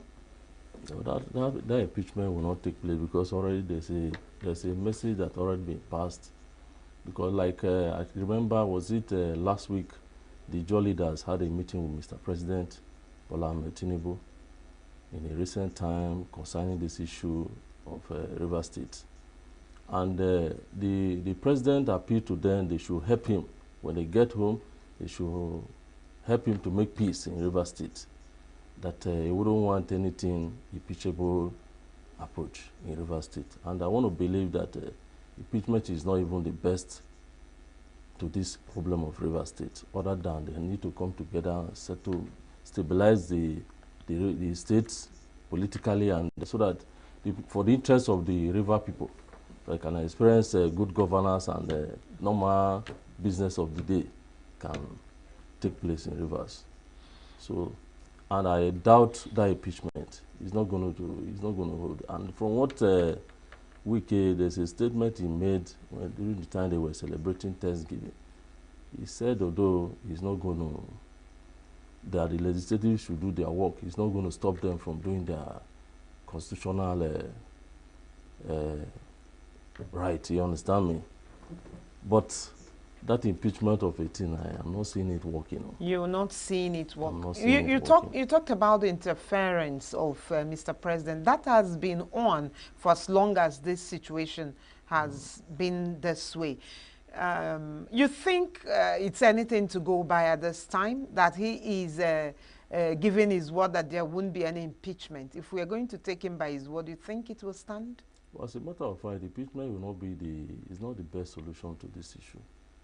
I think the elites, the political elites in Rivers State should come together and make peace and see how the government can take the next shape of good governance. Because impeachment now, I think that will attract more crisis. Okay, should we be scared of the Ijaw nation? Because this issue of Rivers State now, politically, are centered on a clash of interest. Which is? Eh? Clash of interest, how do you mean? What I mean by clash of interest, because they have different groups now. Those in support of Fubara are there. Those in support of Wike are there. And they're all fighting for one interest. So impeaching now, the governor now, it will not be the best solution to my own this thing. I think it will cause more political crisis. You know why I'm hampering on the impeachment? The threat has been forever. And the FCT minister, who is the immediate past governor of the state, also said that if he's impeached, I mean, if Sim Fubara is impeached, that nothing will come out of it, like reacting to the threats of the Ijaw nation. Now, we have also seen a plan, I don't know if that has held already, of people who said they are representing Ijaw young people or something like that, who are saying that Wike should be taken off the cabinet of the president because of his statement against, alleged statement against the Ijaw people. Do you also see it from the angle of ethnic clash? I mean, the Ijaw versus the Ikwere? Me, I don't think that is not even the issue, because some of the Ijaws are for Wike. Okay. Like among the Amoeule-led House of Assembly. Because in the majority of them are even in the House of Assembly. You understand? And that the time they were even in pursuit of this governorship, especially that would take over after Wike, there were a lot of other people who were there that are not from Ijaw. But Wike so much have confidence in Fubara. And you know, Ijaw is a majority in Rivers State. Really? Minority. Okay. Minority. Okay. So, and for Wike to single him out for the governorship, but I see Fubara not being grateful. Okay. He's not grateful because it's not easy to produce a governor. It's not easy for someone to make you a governor. And as a matter of fact, Fubara was nobody. Fubara cannot even, I don't think he can conduct a ward election with his own money. Where to start with. You understand me? So he's supposed to... it's you are affirming that he is his political godson. That is what it is. But where it pains me most as a person, he's not submissive. And this man in question we have not conditioned you to a level that I can't do this, I can't do that. You understand? It just how are you certain? From what is happening in Rivers State, I doubt. Although maybe those ones can unfold much later. But for now, I can't even discuss in that angle for now. You understand? But my advice to Fubara should do the needful. Okay. I wish you are sharing with us the needful things. You should work in line with what Supreme Court have judgment. So you should work in line with Supreme Court judgment. Okay. Now, I'm taking you back to what we've been talking about. That's the threat of the Ijaw people. They said even if... Concerning Wike losing his office as a FCT minister? Aside that, they've also said that if Wike is impeached, they will also want another Ijaw person to take over the office. So if Fubara, is impeached, they want someone from Ijaw extraction to also take it. So it appears like it is not total support for Fubara, but you know, I am going by what you said about some of the Ijaw people in the House of Assembly also pro-Wike. So if people are saying that, it would mean that it looks rather like it's not a total Ijaw Ikwere stuff now because of what you said. You said that yourself. Well, it's not an issue of Ijaw versus Ikwere. This is centered on interest, you know. But I doubt that of impeachment because this thing has been, the order has been made by President that they should not impeach Fubara. And Wike is not even interested in that. Is it constitutional? Like the president giving an order that someone should not be impeached. Is it constitutional? Well, when the governor failed, did not throw with the line of the constitution, it's an impeachable offense. Okay. So the president can only pass that order on the ground of peace and harmony, and for the interest of the people, good people of Rivers State. And you think that will stand? Well, it depends on the stakeholders of the Rivers State, and to me, the stakeholders are not really helping matter. You know, at least Rivers State, they have so many political stakeholders. At least they're supposed to come into this thing. Let it be a kind of. Ifeanyi, someone that I know that has come into this is faced with grants issues now. And that is the former governor of the state, Peter Odeli. I don't know if they are connected. Do you think it's connected that 18 years after he's faced with an anti-graft agency over embezzlement allegations during his time as the state governor? You think this is linked? I think that you know he's pro-Fubara. I know, but I know something. I know that that information is coming from somewhere because Peter Odili is no longer with Wike. You understand me? I know they are just trying to post a threat so that they kind of to scare him away. So it's not as if maybe that will not hold any water now. All right, thank you very much. Our conversation is on the latest development in Rivers State. It looks like impeachment looms as the Rivers State House of Assembly served gross misconduct notice on Fubara and his deputy. Ifeanyi Nwobodo was with us on that conversation point. We'll take a break. When we return, the signature evening continues. Every second, every minute, every day, news is breaking. Events occur and there are new developments. At Signature TV, we follow these stories objectively, bringing all sides without bias, explaining the complex issues, breaking down the numbers, and investigating the issues behind the news. Anywhere and everywhere, near or far, wherever the news is, we will be there. Signature TV. News in your pocket.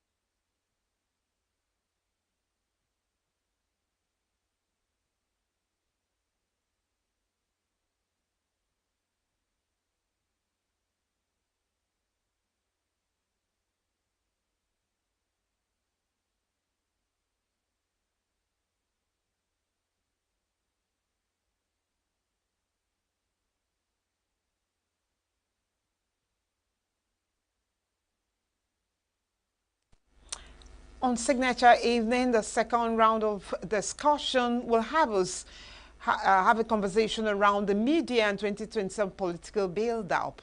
Let's talk with Chief Dr. Uchenwore, a media and leadership expert on this. Good evening, Chief.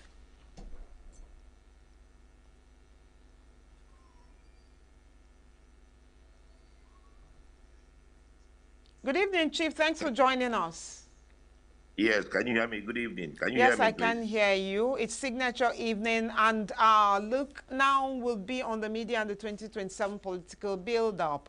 A lot has been happening recently, and some school of thoughts have it that it is towards the build-up of 2027 general election. There's been defections, and there have been talks, serious merging, talks on serious merging going on. But we want to know the pulse of the media. What has been reported, what may be reported just before 2027? Well, you know the media traditionally are referred to as the fourth estate of the realm. So in the light of that, you will expect that the media will always be there to capture all these happenings, all these events, the defections and the movements and all that. And already it's beginning to look interesting, especially in the last couple of weeks. The first son, Sheikh Tinubu, has been moving around from territory to territory, trying to whip up sentiment and support for his father. So, I mean, it's the media always there as well, reporting all these incidents, reporting all these issues. So, it's an exciting time for us ahead, yes. Isn't that a bit too early? I mean, 2027 is about 2 years away. I think 2027, I think is you may wish to call it a winner takes all election, 2027. So there's a lot at stake. Of course, if you follow the trends, people from the north are beginning to feel marginalized. And of course, the southeast we've always felt marginalized. So it appears now that people are trying to, even before the whistle has been blown, people are trying to jump into the ring. So I think it's based on what the realities of the country, it's based on the realities of the political environment as well. Yes, you may think it's a bit too early, but people are not saying vote for me yet. I think where INEC has an issue is when you go out there and you're campaigning directly, you're asking people to vote for you.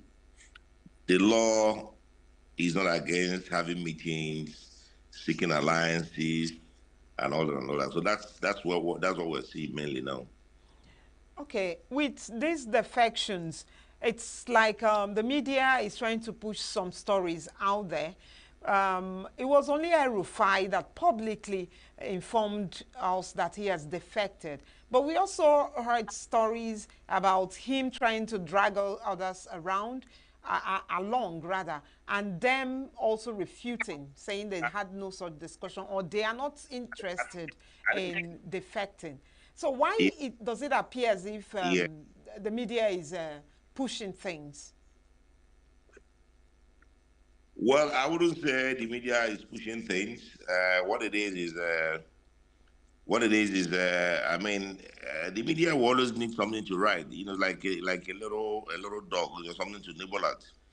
And the way El-Rufai has been so vocal in the past weeks, and then we're seeing all these images of political meetings holding on. Like we saw Labour Party presidential candidate in the last election, Peter B, went to Bauchi, and, people received him, the governor and everybody. So that's what's building to all these speculations. Yes, the one that we know for sure is El-Rufai has jumped camp, is now in SDP. And there are certain speculations that, I don't want to, let me not be the one mentioning those names, but we're beginning to read a lot of names that are being mentioned in the equation. Yes. There's also a defection of men who are loyal to the immediate past president, Muhammad Buhari. And it's looking like the truth, but we are beginning to see it as if there's a plot from the media to unseat Mr. President already. I wouldn't say so. I wouldn't say so. I mean, Listen, if you look at what is happening, the Lagos media axis, that's where you have heavy media activity. Those guys are always with Mr. President. I mean, you can start naming them. And you look at where the criticism is coming mainly from. It's coming from the northern-owned media houses, and that's for a reason, because they do not feel marginalized right now in terms of you know sharing of political appointments. So that's why they're a bit more vocal in their criticisms. I haven't seen any Lagos axis in quote media, coming after the president that harshly. So I think that's what we're reading. Yes. All right. Looking at the man that pulled the greatest wave during the 2023 general elections, Peter Obi, the media played a major role and, brought him to the fore more than ever and more than they did for the rest of the contestants. How do you see the media reportage of his activities now? Every other thing that Peter Obi does is on the media. He gives a philanthropical gift to an institution, it is carried. Whatever he does basically breaks the fast with the fasting religious community. It's on the news. You think 2023 will replay itself around him in 2027, irrespective of whatever political party he finds himself? Remember, there is mutins about him joining El Rufai too. Yeah, I think Peter Obi is a political bride. He is a very good brand. He's a good person. He's a good man. And many have argued that Peter Obi is the right man for Nigeria. But unfortunately, that didn't happen in 2023. So I can understand why all the frenzy around him is building up already. People love the man. He has all the right rhetoric. He has all the right activities. He has all the right things. So in terms of P2B, people are hopeful. People are hoping that the same momentum, Chief Nwara, 2023. Chief Nwara, Yes. please can you place your phone on landscape? Can you place your phone on the landscape, please? I've done that. All right, go on. It's okay now. Go on. Okay, so what I was saying is, I was saying that Peter Obi is a good political brand. He's a good person. The people love him. And also, I will also say that he's a product of circumstances in the sense that as at the time that he came out in 2 years ago, 3 years ago, things were not going too well. There was so much dissatisfaction in the land. And he brought the right message of hope to the people. He gave them confidence that this will change. And, and that's why people like him. And the media usually will lap up his activities, whatever he does, to him, Peter Obi can do no wrong. So we don't have too many. It's like when Obama came out in American politics.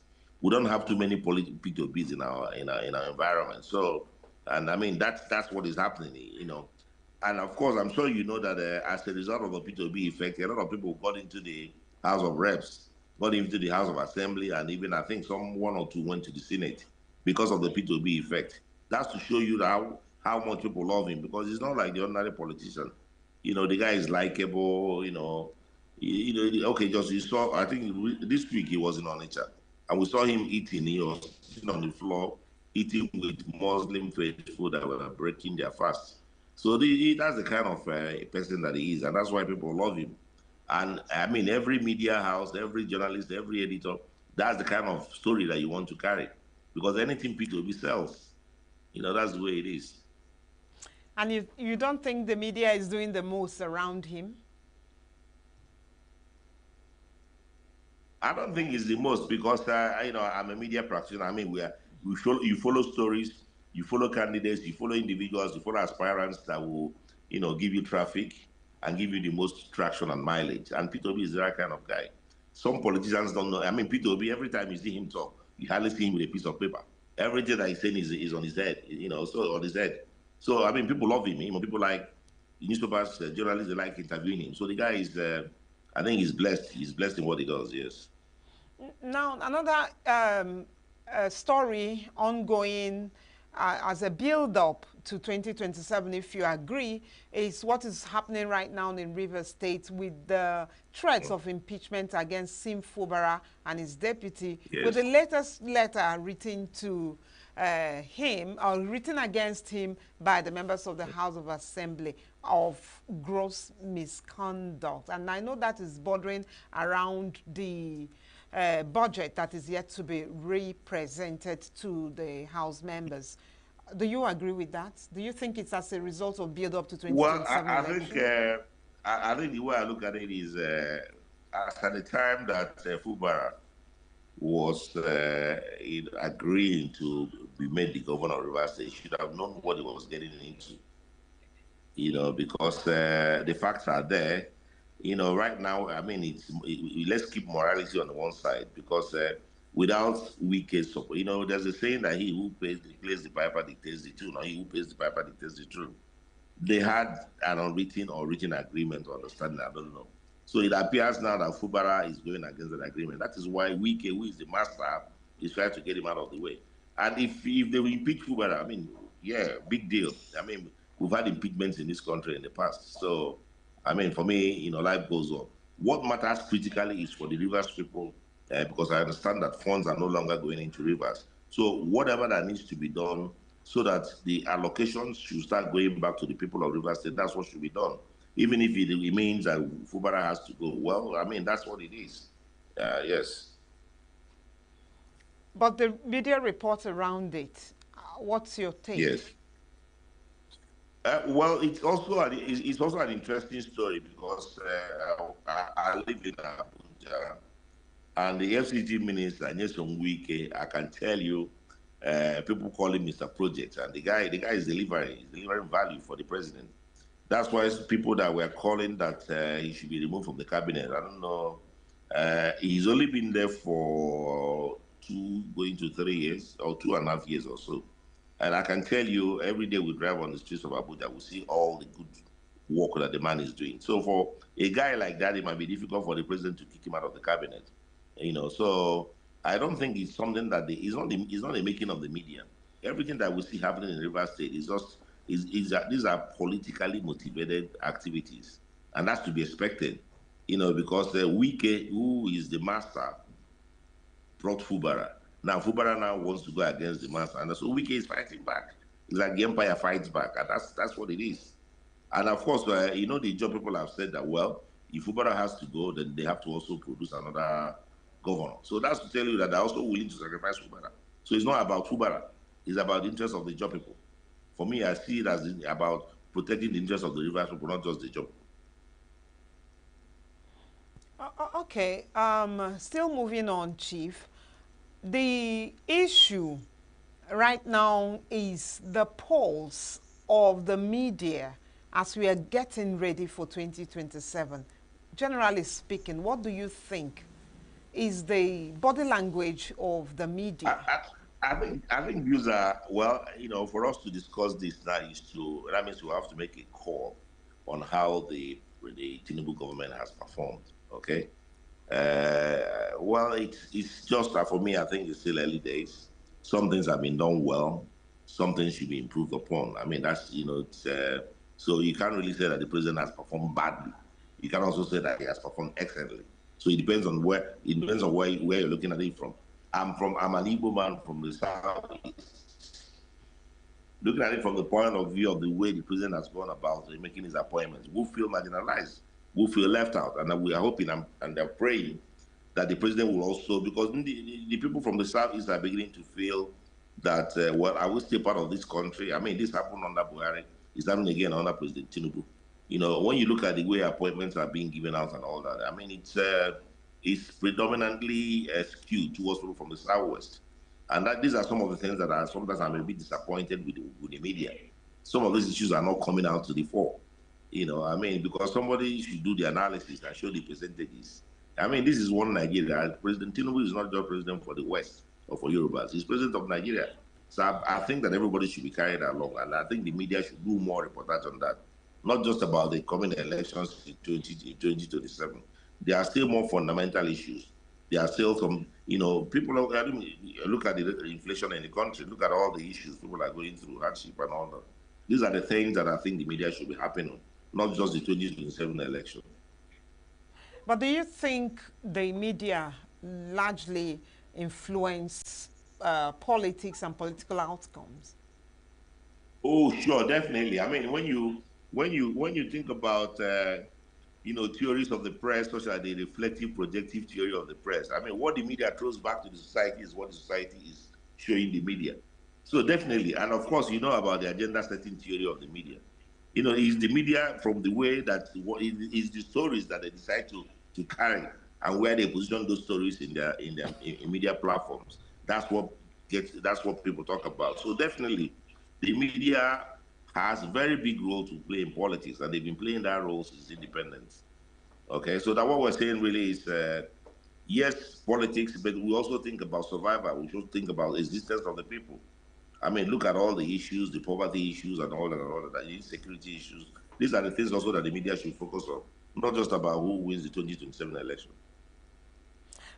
Chief Mora, you've been in the media space for decades now, so I'm going to ask you a pointed question. Do you think the media have a political bias? It goes Are you back there, Chief? to media ownership. Yes, I'm here. Can you hear me? Can you hear me? Yes, I can. Go Hello. ahead now. Yeah, what I'm saying, it goes back to media ownership. I mean, what has happened over the last years, increasingly we are seeing politicians investing and owning radio stations, owning TV houses, and owning newspapers. Let me give you an example. If you come to Anambra, where I'm from, we have currently over 30 radio stations, FM stations. Now, economically, all these radio stations are not viable. However, people invest in radio stations as their own mouthpiece, so that during elections, at least you can't shut their mouths. So what I'm saying is, I mean, the same thing is happening with the TV houses and with the newspaper houses as well. So if you own a newspaper house, that newspaper house will be biased towards your own people and towards your own views. So that's what is happening. So there's always an element of bias. It's difficult to get neutrality all the time. If you're paying, you're paying salaries, you're funding the equipment and all that. Definitely, the guys that work there, the people that you've assembled to work in your media house, will tilt their editorial coverage and content towards your own interest and towards your own business interest. That's what I think it's like that all over the world. Look at during the American elections. Clearly, CNN was pro-Democrats. Okay, Fox News was pro-Republicans. It's like that all over the world. So media owners have friends in politics, and they will tend to protect the interests of their friends in politics. That's what's happening in Nigeria, and that's what's happening in other places as well. Thank you very much, Chief Dr. Uche Nwora, for being with us on Signature Evening. We appreciate your company and contribution. Thank you very much. The media and 2027 political build-up was our focus, and the guest is a media and leadership expert. Stay tuned, we shall return in a bit.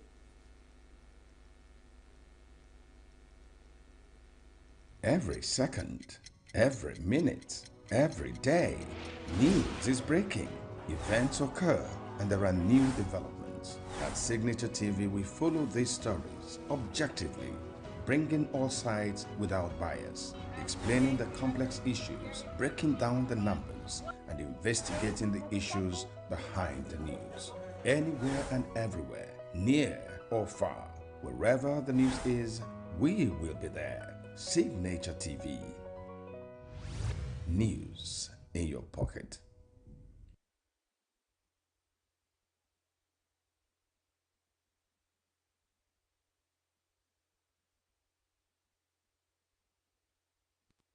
And still on Signature Evening this evening, as the country looks forward to another general elections come 2027, the House of Representatives is considering a bill to amend the 2023 Electoral Act to make voting mandatory for all Nigerians who have attained the age of 18.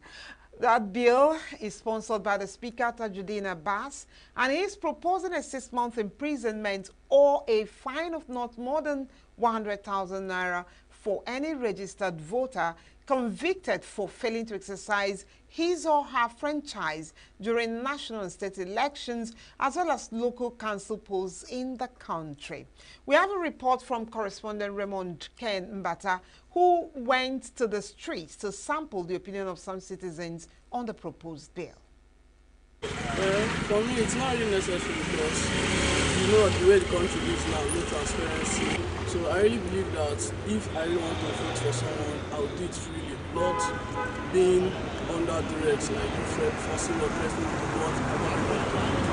So the law it's not just, how will I say, it's not necessary. Like, and the government doesn't really have that right to force us to do what we don't want to do. So personally, I feel as individuals in this country, but it's like your responsibility. Like by that age of 18, you should have a voter's card. But I don't see any reason why I should prosecute me for not voting, because the way the country is going now, sef, even if I vote, sef, like if you have to say, oh, even if I vote, my vote might not really count. Look at the last election, people's votes were not counted. There were cases of like rigging and stuff like that. So I feel like having the voter's card is a responsibility. Yes, you should have, because it's a form of like self-identification too, that you belong to the country. But saying that you're persecuting me for not voting, when deep down we know that this my vote might not even count, is wrong. I feel like the government should work on modifying, they should work on redefining the INEC body rather than prosecuting us. So they should, instead of saying they will prosecute us for not voting because of the mindset we have that our votes will not count, they should work on the INEC body that influences the decisions. The truth is that we're supposed to vote, but I don't think that if anyone does not vote, we will prosecute and arrested. Because number one, sometimes our vote is not used to count. That's the reason why everybody bias in terms of vote. If they can promise us that the election will count, our vote will be counted, people will come out. The INEC have to turn back for our vote to count. Because always, all the years that our vote are not used to count, they need to turn back on their vote. Because the ones that we do, we see outcome of that will not work perfectly. I voted PDP for Peter Obi when he came under PDP as a vice presidential candidate. I also voted for the last election because of the obedient movement, because we all want to see something new in Nigeria. However, I would like to say that I don't think votes count. So if votes count, we want to vote and we'll be happy to vote and choose the right leader. But in a situation whereby you just go and vote and we are thinking that they will transmit it electronically from the beavers to the right, from there to the board, or as the case may be, not knowing that everything is still on paper, and which most of the voters are not happy, and they don't believe there is integrity in election. No, I think it's bad, because you have to prove to people that elections are transparent.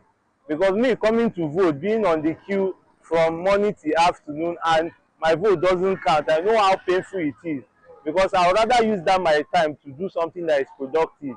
However, if votes can count, I think they can go on with the new bill. They should just transmit the vote from the polling unit down to anywhere they are doing it electronically. Yes, or they can use BVN or NIM to do those votes, because we believe that vote doesn't count. I have friends that move from ENUGU to Anambra just to vote, denying themselves from other basic things and their family. However, they came back disappointed, and they strongly believe that their vote doesn't count, that they cannot repeat such mistake. So even if they want to bring a new bill that if you doesn't vote, that you'll be fine, I think they should make sure that there is transparency in the system. And once there is transparency in the system, yes, they can do anything they want to do. But as it stands, me, I cannot just go and vote, because that I would prefer to be sleeping at my house because of what I experienced in the last election. So I'm just disappointed in everything called INEC. I'm totally disappointed, because you cannot get a right leader without making this the process of getting that right leader transparent. the fact that there are so many registered voters, and it's not everybody that registered that have access to the PVC. Like personally, I've done registration on several occasions.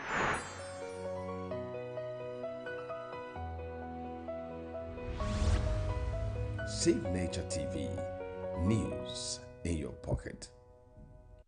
A bill to make voting mandatory for all eligible Nigerians? You think that's ideal? Drop your comments on any of our social media handles and it will be carried. Your opinion counts. A time where Nigerians are looking forward to such a time where we can replicate what is happening in the United States of America. For instance, more developed democracies like having electoral college and the likes. And we are talking about everyone going to the polls. All right. We don't know if that bill will become a law someday, but I'm sure that this bill is closing in on people who would want to ordinarily cast their votes on election dates, but are disenfranchised probably because of their kind of duties or the fact that you register in one place and you have to vote in another, okay, a place that is actually far away from where you are at the point of the elections, and that may disenfranchise you. I think that's what that bill is all about. But let's keep watching. Still on Signature Evening, up next is business news. Stay tuned.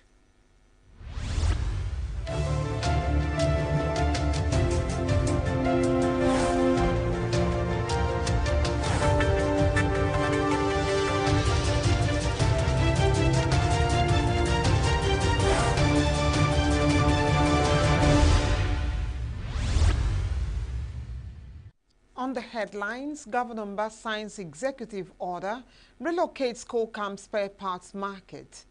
Federal government desires to increase investment in oil and gas sector in Lukbobiri. $1.7 billion debt. Nigerian lawmakers recover 28.7 billion naira from oil companies. French Prime Minister says European Union tariff on American bourbon probably mistaken. Details coming up shortly.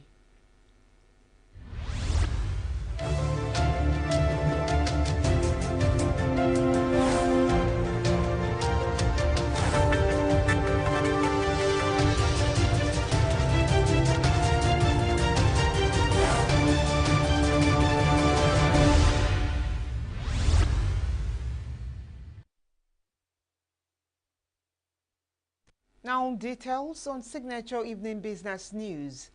Governor of Enugu State, Peter Mba, signed an executive order relocating the current spare parts and allied trade markets, as well as all other related industrial and commercial activities in the coal camp and other neighborhoods within the Enugu Capital Territory to the site of the new International Spare Parts and Allied Trades Park. The new site traverses Udi and Ezagu local government areas along the Enugu-Onitsha road of the state. Speaking at a brief signing ceremony, Mba assured that the errors and challenges presented by the coal camp spare parts markets were being effectively addressed in the new one.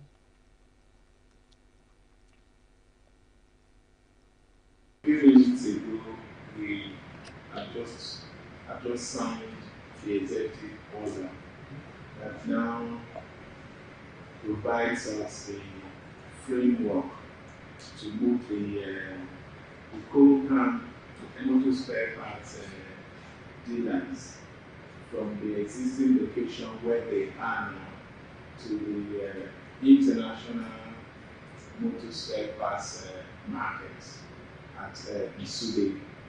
And these motor spare parts, international motor spare parts, and other allied activities is actually a purpose built vehicle because it is designed for market in true sense of the word with all the supporting facilities.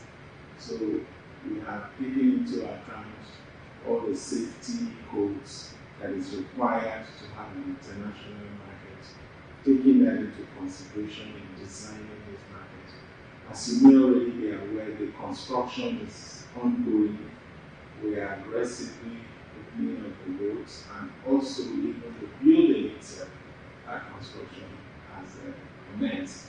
Our hope is that in the next few months, we're going to see the movement of some of you from the existing location to an international market where you have provided all the services.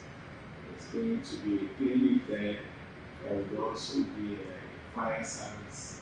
So we're going to also have all the, there's going to be a truck park. So all the errors, all the challenges, the obstacles, the problems we have in the existing markets has all been addressed in the new markets. We have also made sure that you don't live very far from your market. So there is also the residencies around the market. So it is an ideal neighborhood concept, okay? An ideal neighborhood concept where you can, within your neighborhood, be able to live comfortably, do your trade and business comfortably without having to travel far to get things done. So we have just signed that, and we expect that this movement will start in The president of ENUGU Motor Spare Parts Dealers Association, Michael Nome, held the governor for keeping to his campaign promise after decades of disappointments endured by the traders. We are so excited about the relocation of the ENUGU Motor Spare Parts Dealers to the permanent site at international standard. It was 9 Mile, Ogwofia, Nsude. We so much thank His Excellency for his campaign promises that he kept. We are much happy. Unanimously, we've agreed to relocate to 9 Mile. In our general meeting, we have agreed. We are not disputing it. Yes, actually, I said it again. Since the assumption of this democracy of 1999 till date, there are so many campaigns. The sets of 99, 2003, 2007, 2011, 2015, and even 2019. All of them have been coming for campaign and promising us that they will relocate us to international market. Since then, after the election, none of them have kept to the promises. That is why we appreciate His Excellency, Dr. Barrister Simba, for keeping to the campaign promises. Not less than 2 years that we came to our market during the campaign season and told us that once he was elected as a governor of Enugu State, that he will relocate the co-camps papers to the international market and make it international. Also speaking, the Managing Director of the Enugu State Investment Development Authority, Dr. Sam Ubunwobodo, described both the move and the location of the new site as strategic. What His Excellency did today was to declare irretrievably that this market is moving. The signing of an executive order is a law that is enforceable. However, it was done with the collaboration of the market. It's not by compulsion. They've had inputs. We've had series of stakeholders meetings, many of them new people covered. They've been clamoring for this place over the years, as he just mentioned, successive administrations. But this time around, it's coming through. So there won't be need for any force because this is what they want.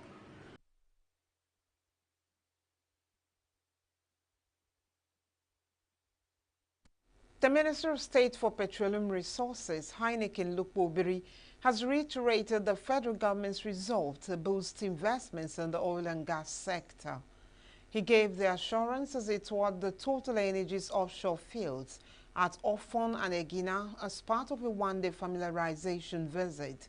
The visit was intended to inform the Minister of Total Energies investment plans, ongoing projects and challenges faced by the company in the areas of CAPEX and community relations.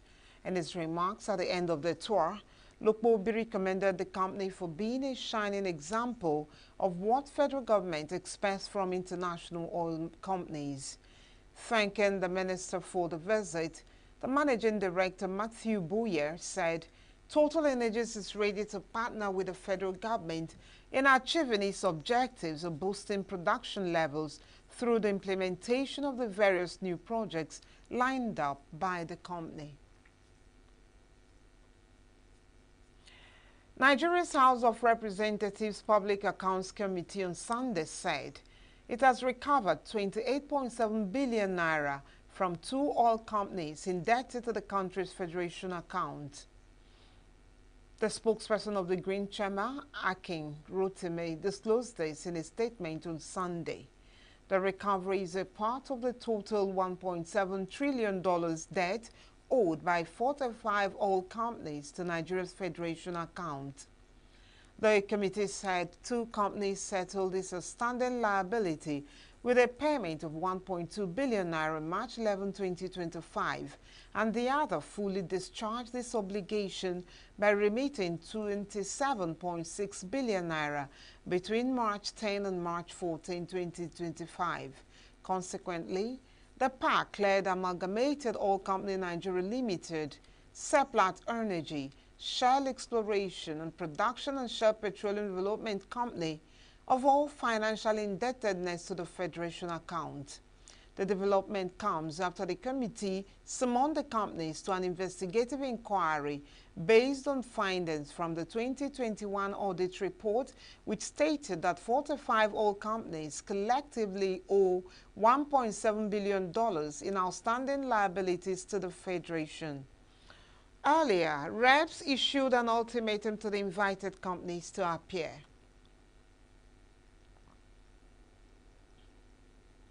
The federal government says it has made a significant breakthrough in optimizing resource allocation.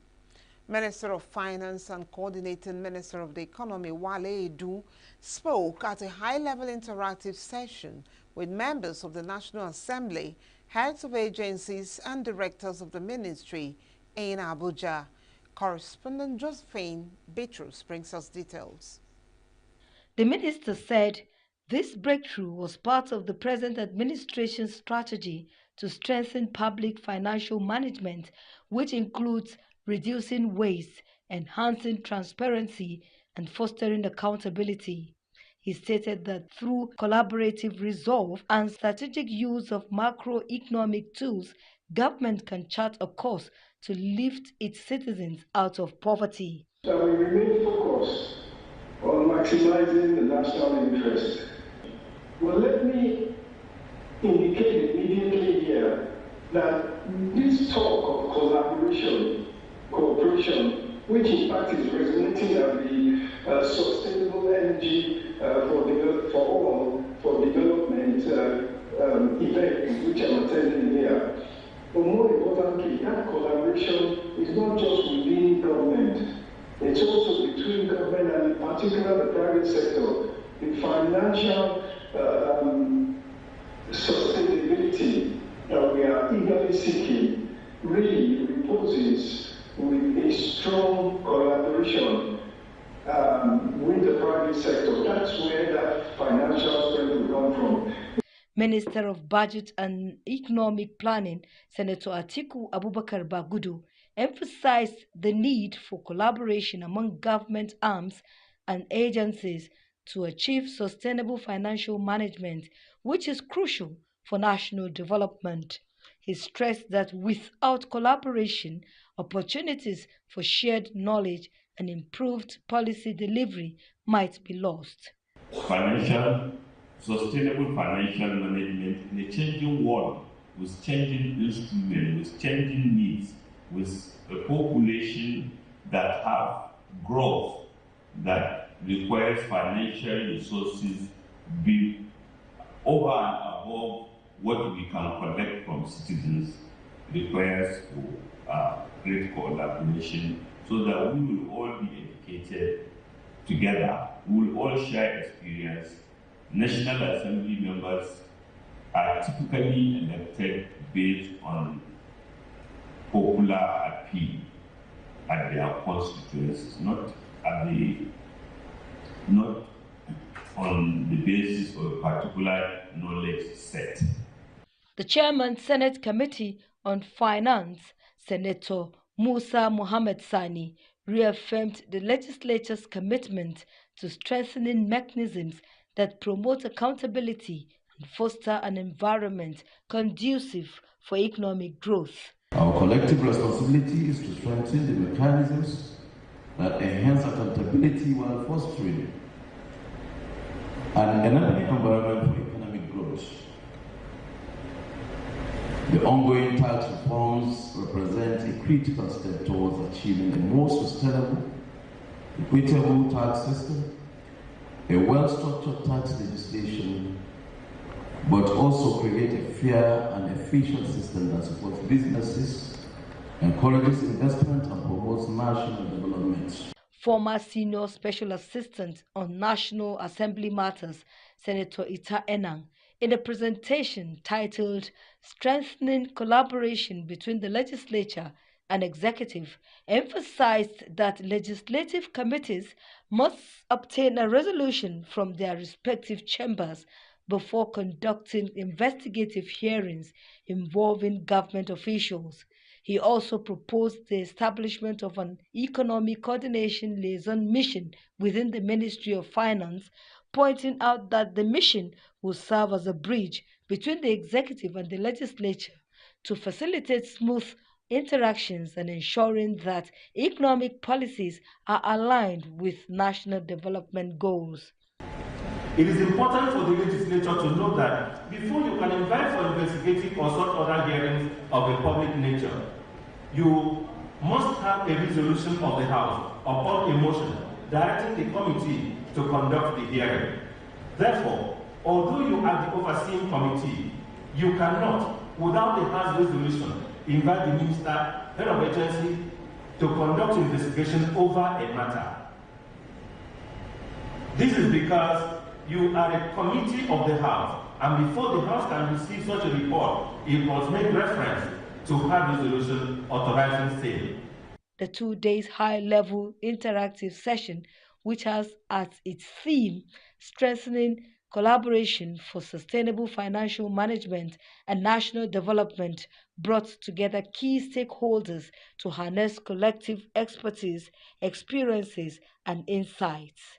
This collaborative effort aims to craft policies that will drive sustainable financial management and national development that will stand the test of time. In Abuja, I am Josephine Bitrus for Signature TV. Signature Evening Business News takes a break now. We shall be back shortly.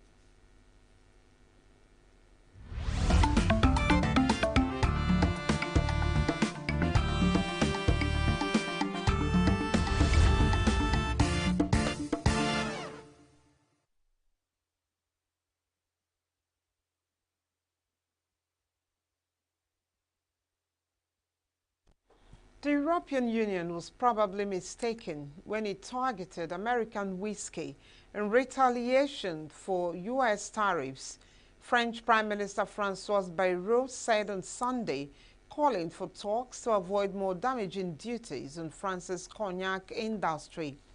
U.S. President Donald Trump on Thursday threatened to impose a 200% tariff on all wines and other alcoholic products from the EU if the bloc does not scrap its planned tax on U.S. bourbon. Trump's threat against European Union wine and spirits has caused dismay among European producers who rely on exports, including French cognac makers already hit with tariffs by Beijing in a separate row over EU duties on Chinese electric cars. Bayrou, who met representatives of the cognac industry on Friday, said he hoped talks with Washington and Beijing would resolve the tariff dispute. The EU's first round of counter-tariffs against U.S. goods, including bourbon, is due to take effect on April 1. Bayrou, meanwhile, is expected to visit China to discuss the cognac issue, but no dates have been announced. And to have a conversation on Signature Evening with us on this segment is the National Coordinator for Police Campaign Against Cultism and Other Vices. Our focus shall be on youth restiveness and vices and challenges of parenting as we conclude the business news this evening. Stay tuned. The interview session will be on in a bit. We are local. We are right now with the wife of the man that was... Why the main market is in chaos. People... We are national. Those in support of this motion as amended, say aye. Aye. We have taken the vote by default. We are international. Israeli airstrikes. Donald Trump left us the worst unemployment.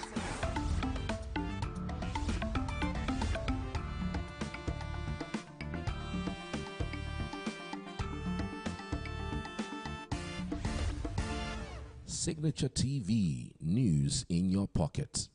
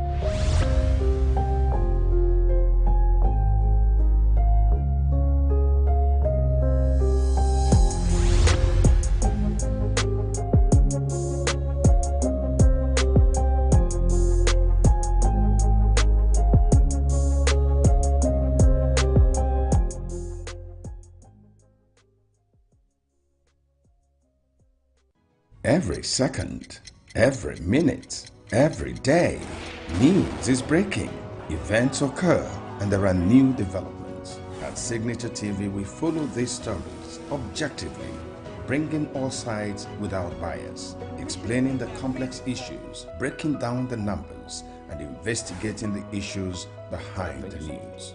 Anywhere and everywhere, near or far, wherever the news is, we will be there. Signature TV.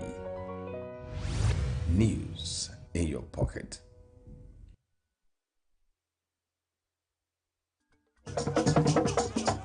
With a population of about 36 million people, the Southeast is awash with stories. Every day on Southeast News, we tell the peculiar story of the Southeast and her people. Our Southeast should be the Silicon Valley of Nigeria. Their successes, achievements, and daily challenges. Do you have a Southeast story to share? Community achievements and challenges, completed and uncompleted projects, bad roads, water scarcity, erosion, flooding, insecurity, or even disagreements? Bring it on to Southeast News. On Southeast News, no story is too big or too small. Southeast News. Let's tell our story. Showing on Signature TV every weekday at 4 p.m. WAT, 1600 hours GMT.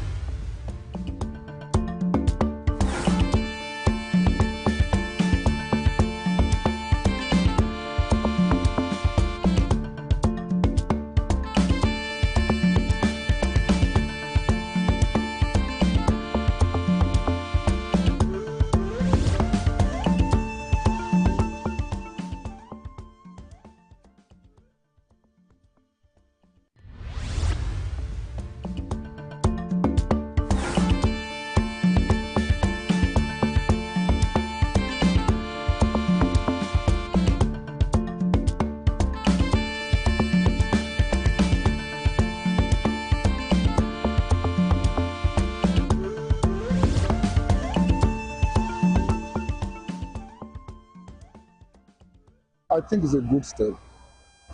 Number one, the older people grow, the more experience they have. Am I right? And the more you dwell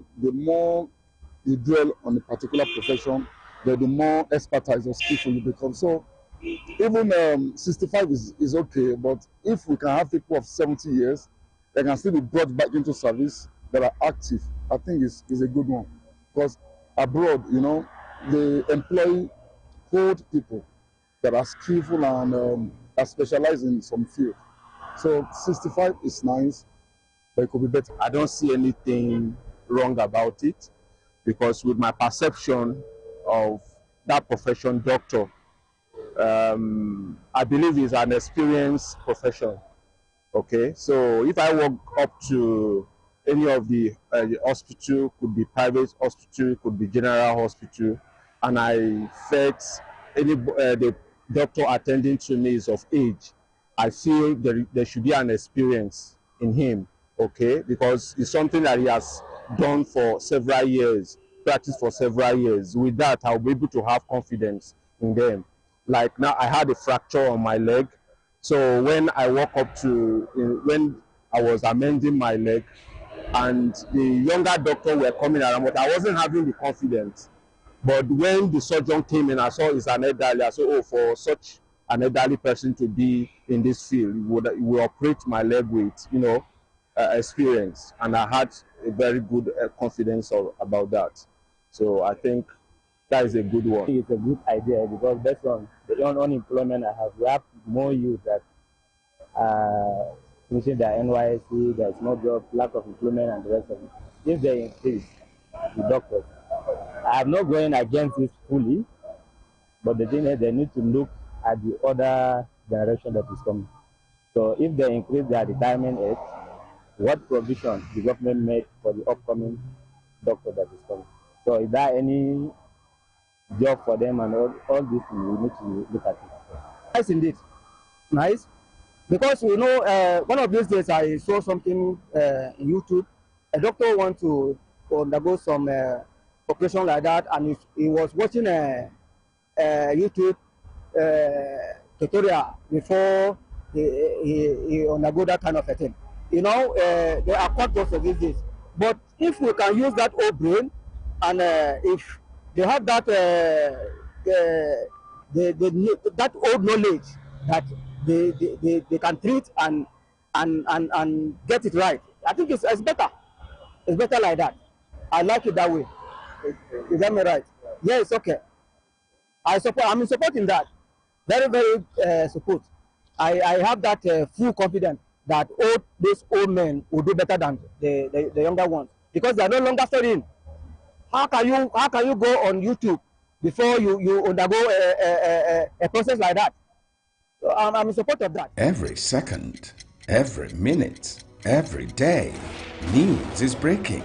Events occur and there are new developments. At Signature TV, we follow these stories objectively, bringing all sides without bias, explaining the complex issues, breaking down the numbers, and investigating the issues behind the news. Anywhere and everywhere, near or far, wherever the news is, we will be there. Signature TV. News in your pocket.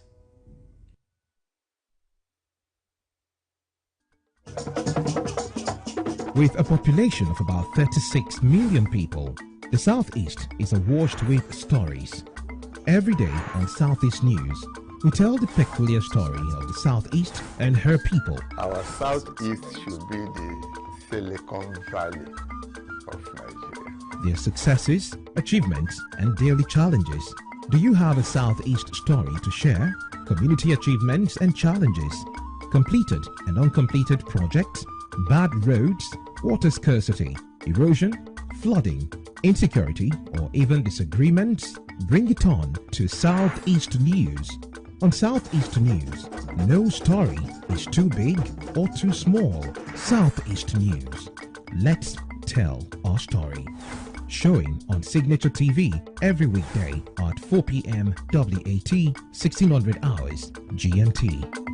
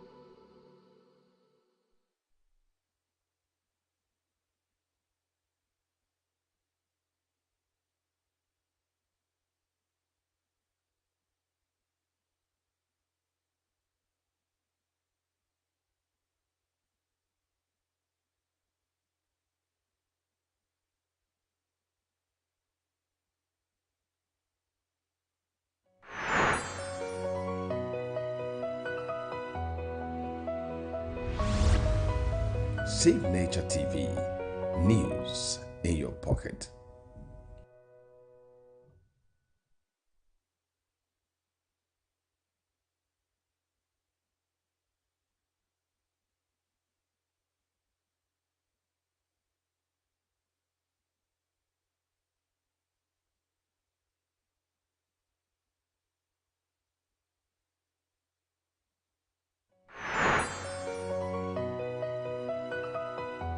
Every second, every minute, every day, news is breaking.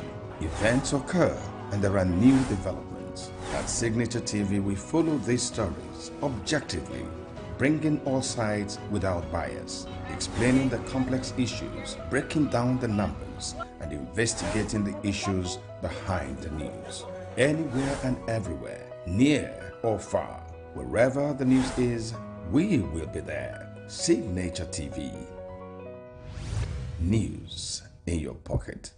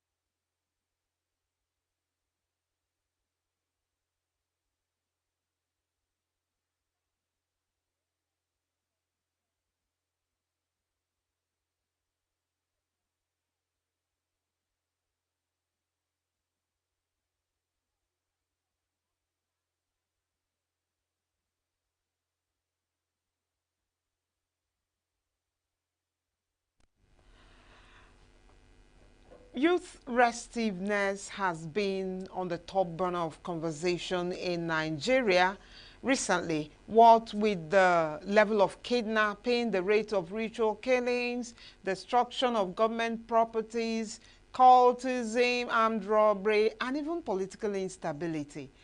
And this evening, on the last discussion segment on the Signature Evening, we shall be having a conversation centered around youth restiveness, vices, and challenges of parenting with CSP Olabisi Okuobi, who is the National Coordinator for Police Campaign Against Cultism and Other Vices, POCACOV. Good evening, ma'am. Good evening, madam. How are you? I'm fine, and you? Good. Kindly keep your phone on the portrait. Landscape, sorry. Landscape, please. Portrait? Yeah, it's on landscape right now. Rather. Thank you very much, ma'am. Okay, moving on. I don't know if all of the vices that are ongoing are tied to young people or not. Let's establish that before we get deep into the conversation. Can you please come again? All the vices we outlined, and even those that was not part of our outline, kidnapping, ritual killing, political disturbances, destruction of public facilities, and the likes, a whole lot. I'm asking, are they all tied to young people and vices coming from them? Oh, well, thank you so much, Madam Presenter. I want to say that all these vices and criminal tendencies that you mentioned are majorly tied to young people, in the sense that you hardly find an aged person or a child, somebody that can be classified as a child under the law, perpetrating some of these vices. So it's established that if you look at the population of who is a youth, or the definition of who a youth is, of course, they are majorly the ones perpetrating most of the vices and criminality. Is it for a reason that young people are much found in these vices? cultism and the likes? Of course, there are many reasons we can attribute to that. One is youthful exuberance. Second is the fact that by the makeup, the physiological and psychological makeup of youth, they are wired to be strong. They are wired to exude lots of strength. They are wired to want to explore. They are wired to want to seek validation, to be accepted. They are wired to be like sponge. You know, sponge, if you look at the sponge theory, wherever you put sponge, it tends to want to absorb lots of things. Youth are like sponge. It now depends on where you place them. If you place them in a negative environment where they are groomed, if you place them in an environment where they have positivity, of course they'll turn out to be positive. If you place them where they are not, where they are to express negativity, of course they will turn out to be negative. So youth definitely are wired to take on after the environment where they find themselves. And since they are within an impressionable age of nurturing and nurturing, then and whatever you place around them determines what they turn out to be. Let's look at the factors contributing to youth restiveness in the country.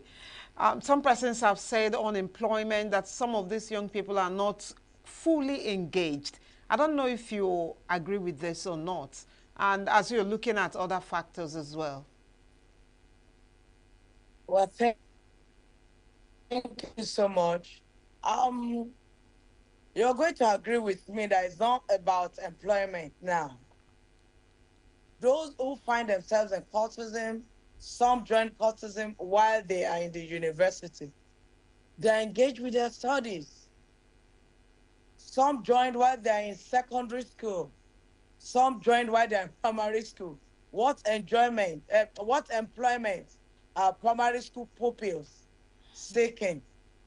Do you understand?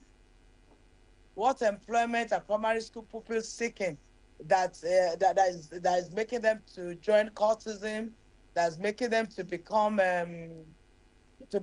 criminals or to exhibit criminal tendencies? So I disagree with that notion. So what do you think are those factors contributing to youth restiveness? Well, the factors contributing to youth restiveness and permit me to properly Madam place it. Okuobi, can you please adjust your hand? It's obstructing the camera. Oh. Thank you very much. I'm sorry. Am I okay now? It's okay. You're fine. Okay. Go ahead now. Some of the causes of youth restiveness or vices, number one is lack of effective parenting. There are two things that make up a human being: nurturing and nature.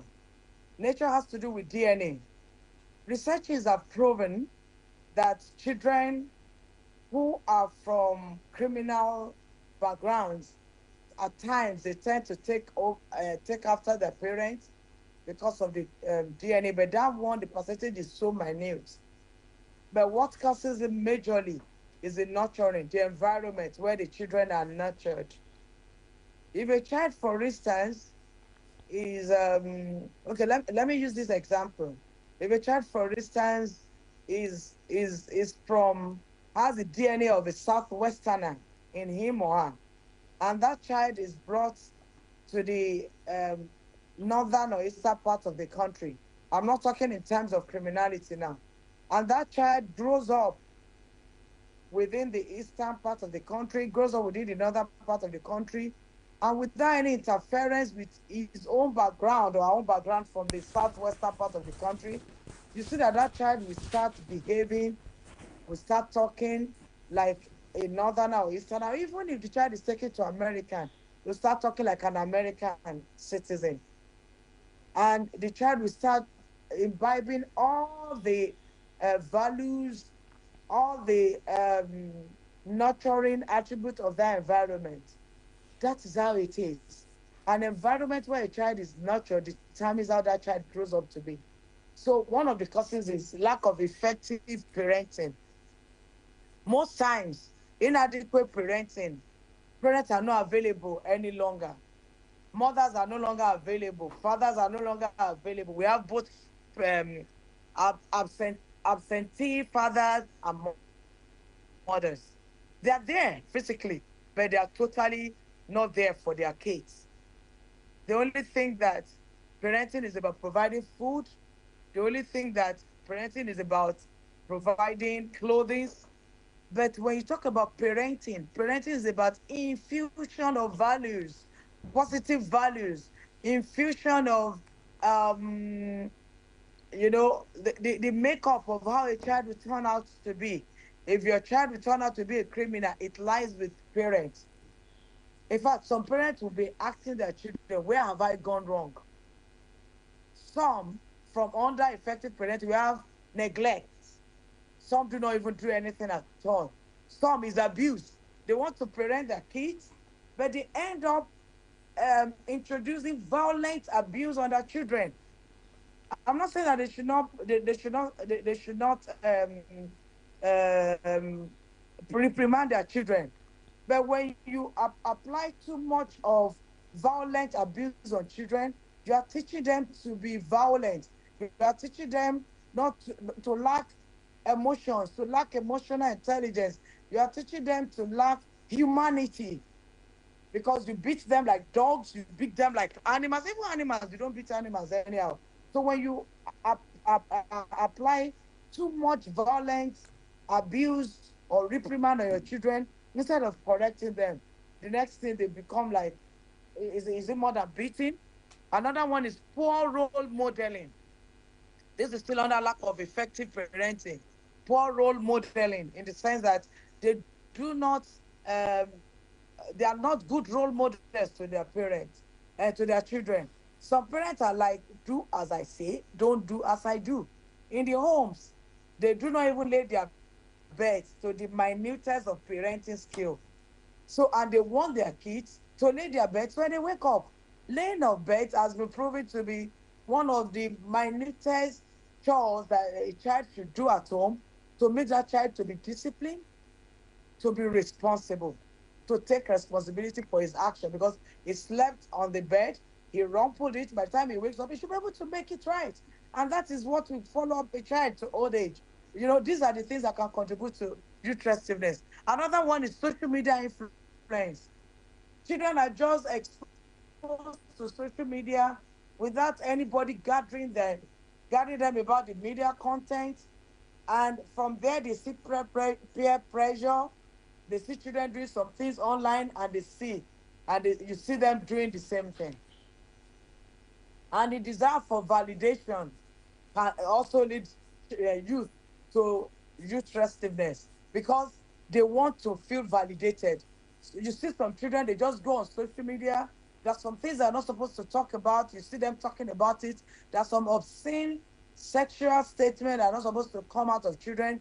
But just because they want to feel accepted and validated that they're grown already, you see them coming on social. I've seen a case of a child like 12 years old on social media with a mother. And they were dancing almost half naked, almost naked, with their pants, and they were doing twerking. Just what were they seeking? Validation. Then we also have economic and social inequality because some children feel that because they feel disadvantaged and they think they need to measure up. They take to like hookups, they take to like prostitution on campus, they take to smoking, they take to going into drug business because they need money. Some even join courts thinking that they get power. They're looking for power equality. Then part of it also is lack of education and skills. Some of them are so dull in their books, and because they have inadequate education, or skills, you see them, they want to, they know they have limited opportunities. to adequately contest, don't let me use the contest, to adequately measure with other children, other youth who are up there, who are doing well in the academics. And the next thing, they think that the only thing they can use to measure up is criminality. Like those ones who have been rusticated from schools due to involvement in court activities, when they come out and they have nothing else to do, they do not think that failure is the ability not to try again when you think that you are let or you let yourself down. Then the next thing, instead of them to just think of doing something with their lives, they start recruiting people on the streets into campus cultism. And the next thing, they become leaders on the streets. And that is how we have cult groups on our streets, in our communities, because it is lack of education and skills. Then another thing is the fact that they do not have good role models. They tend to see some of our musicians who are singing, belonging to some cult groups. They see them smoking while on stage, and the next thing they want to be like some of these musicians, and they take to some of these things called cultism, vices, and the rest of it. Okay, let's look at the parenting style of nowadays. I don't know if that is a predictor of youth restiveness. I mean, these parents would have done their best at home, but they don't follow these kids around. What are your take on that? What is your take on that? Well, thank you so much. I want to say that at times, parents put in so much, with due respect to parents who have put in so much to ensure that their children come out good in life. But let me say something. Can we truthfully ask ourselves if parents have been able to adequately balance Hello, discipline and madam. nurturing? Hello. Hello, are you there? Please adjust your camera. My camera is adjusting. Is it okay now? Your face is not reflecting. We can't pick your face, please. Okay, let me see if I can put it on something else. Okay. Go on, we are listening while you do that. Okay. How about now? Can you see me? Okay, this is okay. Okay. So Go ahead I was now. saying that the first thing we should ask ourselves is, are parents actually balancing discipline and nurturing? These days, because of the issue of human rights, the interference of Western culture on how Africans raise their kids, on our African culture, on how we raise our kids, parents struggle to balance discipline and nurturing. And in this situation, they now result into either overindulgence or neglect. Oh, I don't want to be seen to be too hard on my children. No, I don't want to be seen as adopting olden days tradition of parenting. And the next thing, just because they want to be like the Westerners, the next thing, they are now sparing the rod and spoiling the children. Some children, in the olden days, there's even a proverb, there's an African proverb, that one person gives birth to a child, but the whole community nurtures the child. But these days, when a child misbehaves and in public, and other people are trying to correct the child, you see the mother say, "Hey, it's none of your business. Can you leave my child?" You understand? So the problem we have is balancing discipline and nurturing. There are times when we try to say we don't want to over to be over too hard on them, you end up overindulging them. And there's nothing wrong in parents trying to take parenting um going for parenting skills acquisition. There's nothing wrong in it. There are so many of it online. See the good ones, leave the bad ones. Take on the good ones and leave the bad one. Parents should learn to maintain boundaries. When they set boundaries for kids, their yes should be yes, their no should be no. For instance, if a child misbehaves and you want to reprimand the child, you tell the child, I'm giving you two strokes of cane. Make sure your 2 strokes of cane is 2. It should not be more than 2. It should not be less than 2. Why? Because immediately you tell the child you are going to do this and you do not do it, you have lacked integrity. You are lacking in leadership skills, and that child will take that for granted. Then, if it should not be only rewarding negativity of children with punishment. When they do good, reward them too, so that they will know that they have an opportunity to always keep on doing good. The parents should be intentional. Parenting is an intentional thing. It's not easy to parent, especially in a situation whereby both parents are working. And in Nigeria today, almost all parents are working to make ends meet. Then parents should set boundaries as it relates to managing screen time and social media. They should be able to manage screen time. Parents should decide when to introduce phones to their kids. Because these are some of the things affecting upbringing in children. Parents should be intentional about doing that, because if they are not intentional, then we should also think about communicating effectively. We should learn to communicate. Our communication should not be laced with bitterness always. We should learn to correct our kids with love. We should not just be beating them, kids and words, because there are some children that are living with people who are not their parents. Most times we should not treat those children like they will never grow up into adulthood. There are times we treat children like they will never grow up into adulthood. And the way you treat them with violence, they'll grow up to be violent. Oh, your point is that the kids that are exhibiting violent behavior learn that from home most times? At times, yes, most times. Okay, go on. Most times.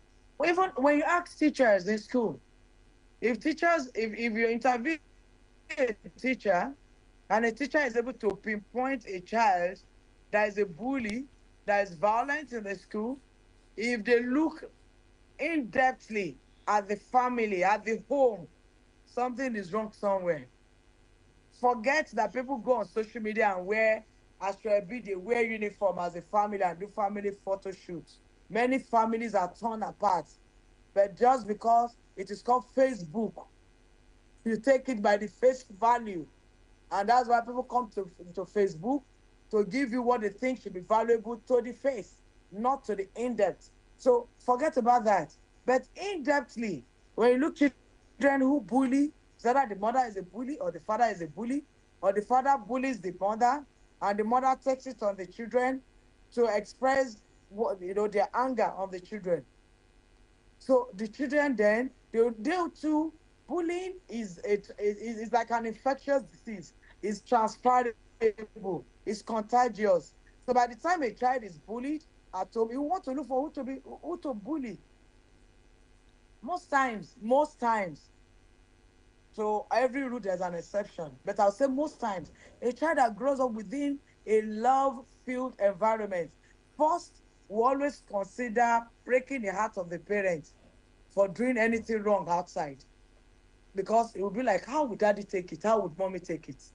How would the family take it? But there's some families that you'll be like, oh, you've been let down by your father, you've been let down by your mother, the society has let you down. Then you owe them nothing. It's to take it back on the society. Then parents should learn to provide emotional. Hello? We're here with you. Go ahead. Okay. Oh, sorry, a call is trying to come in, so I had to quickly cut it. All right, go on. I'm still with you, but you need to talk to us about something else if you're done with your analysis of the last question. Okay. Are you still there? Please go ahead. I'm here. Okay, go on now. Okay. You were saying. So as I was saying, lack of Yeah, I was actually talking about sorry, they call me. Parental style. Okay. About the infectiousness of bullying.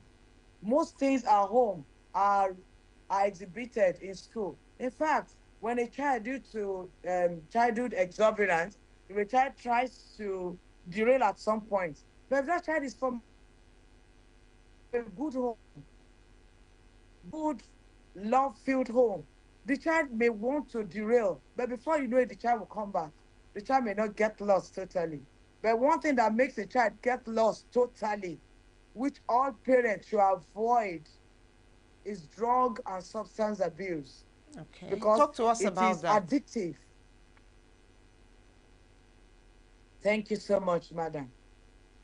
If a child tries to, for instance, if a child enters the higher institution or school, and there are some friends that comes the way of the child, and they try to influence the child in a negative way, either influence him or her not to be paying much attention in class, influence him or her to be to start engaging in exam malpractices.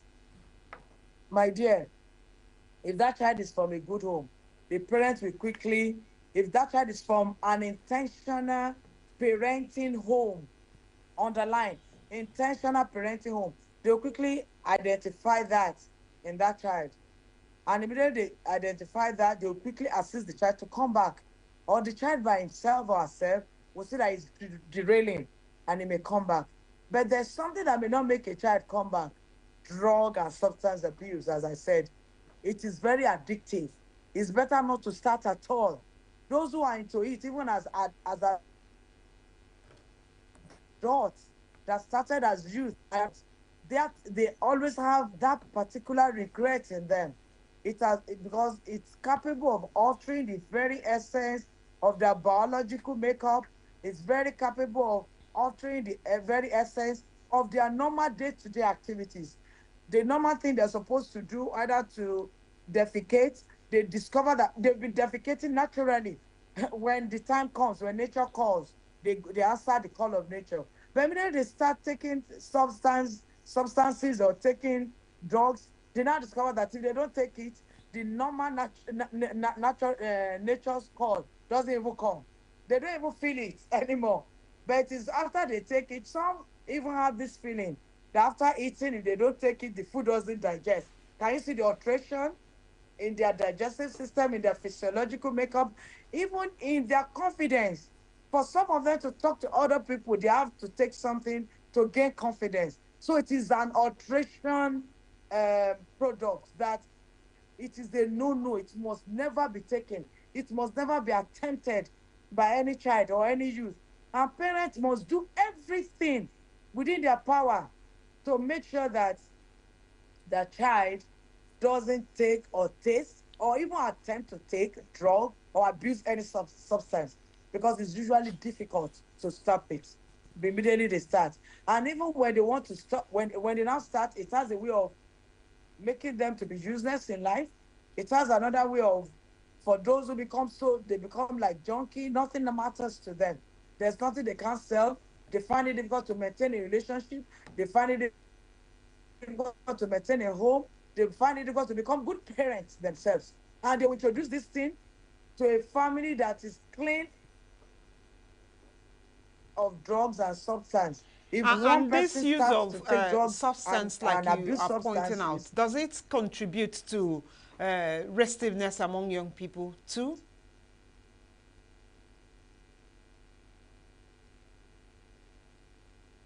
Are you there, ma'am? the restiveness you're talking about, when you started with restiveness. I'm here. Go ahead. Can you hear me? Yes, I can. Go ahead. Yeah. So now, when you started, because I need us to be clear, restiveness, when you're talking about restiveness, you mentioned like kidnapping and criminal activities, vices among Political youth, isn't uprising it? as well. Oh, well, to a large extent, that is, when you talk about political uprising, There are some things that cause that on the other side. You understand? There are things that cause that. Political reasons cause that. Economic reasons cause that. So, but if we are talking about, but among it, so far so good. Among the big crowd of people carrying out restiveness, of course, there will be drug abuse. There will be substance abusers. There will be those who don't take drugs. There will be those who don't abuse drugs or who don't abuse substances. So, in a crowd of restivity, a crowd of restiveness, that one comprises of both the good, the bad, and the ugly. We appreciate your contribution, CSP Olabisi Okunbi. I But am before we Assistant let you Commissioner go, of Police. Excuse me. recently, the Inspector General of Hello? Police, Okay, go Kayode ahead. Egbetokun, graciously approved your appointment as a national coordinator of Pokakov. And by that, you're going to be working a lot with young people. As a police officer that we know, what are those non-kinetic approach you're going to adopt to ensure that young people are not engaged in restiveness, especially cultism? Thank you, madam. Okay, let me quickly make a clarification. I'm an Assistant Commissioner of Police, not CSP. I'm Oh, that's not to ACP. demote you, ma'am. Sorry for that Yeah, error. I know. No, I We just want to, because apologize. people know that I am. People know that I am, and I don't want them to think that you don't know. So I'm an ACP. Then the non-kinetic approach we're using. First, I'm a mother. I have 3 boys. In fact, I have plenty children. So I have girls, I have boys, and I know the joy, the hope of every parent and the joy of every parent. So in view of that, I'm approaching the task before me as a mother, as a mentor, as a friend, as a teacher, as a humanitarian, as a leader, and as I have many parts. The non-kinetic approach we're using, we're going to use we're using community engagement, school outreach,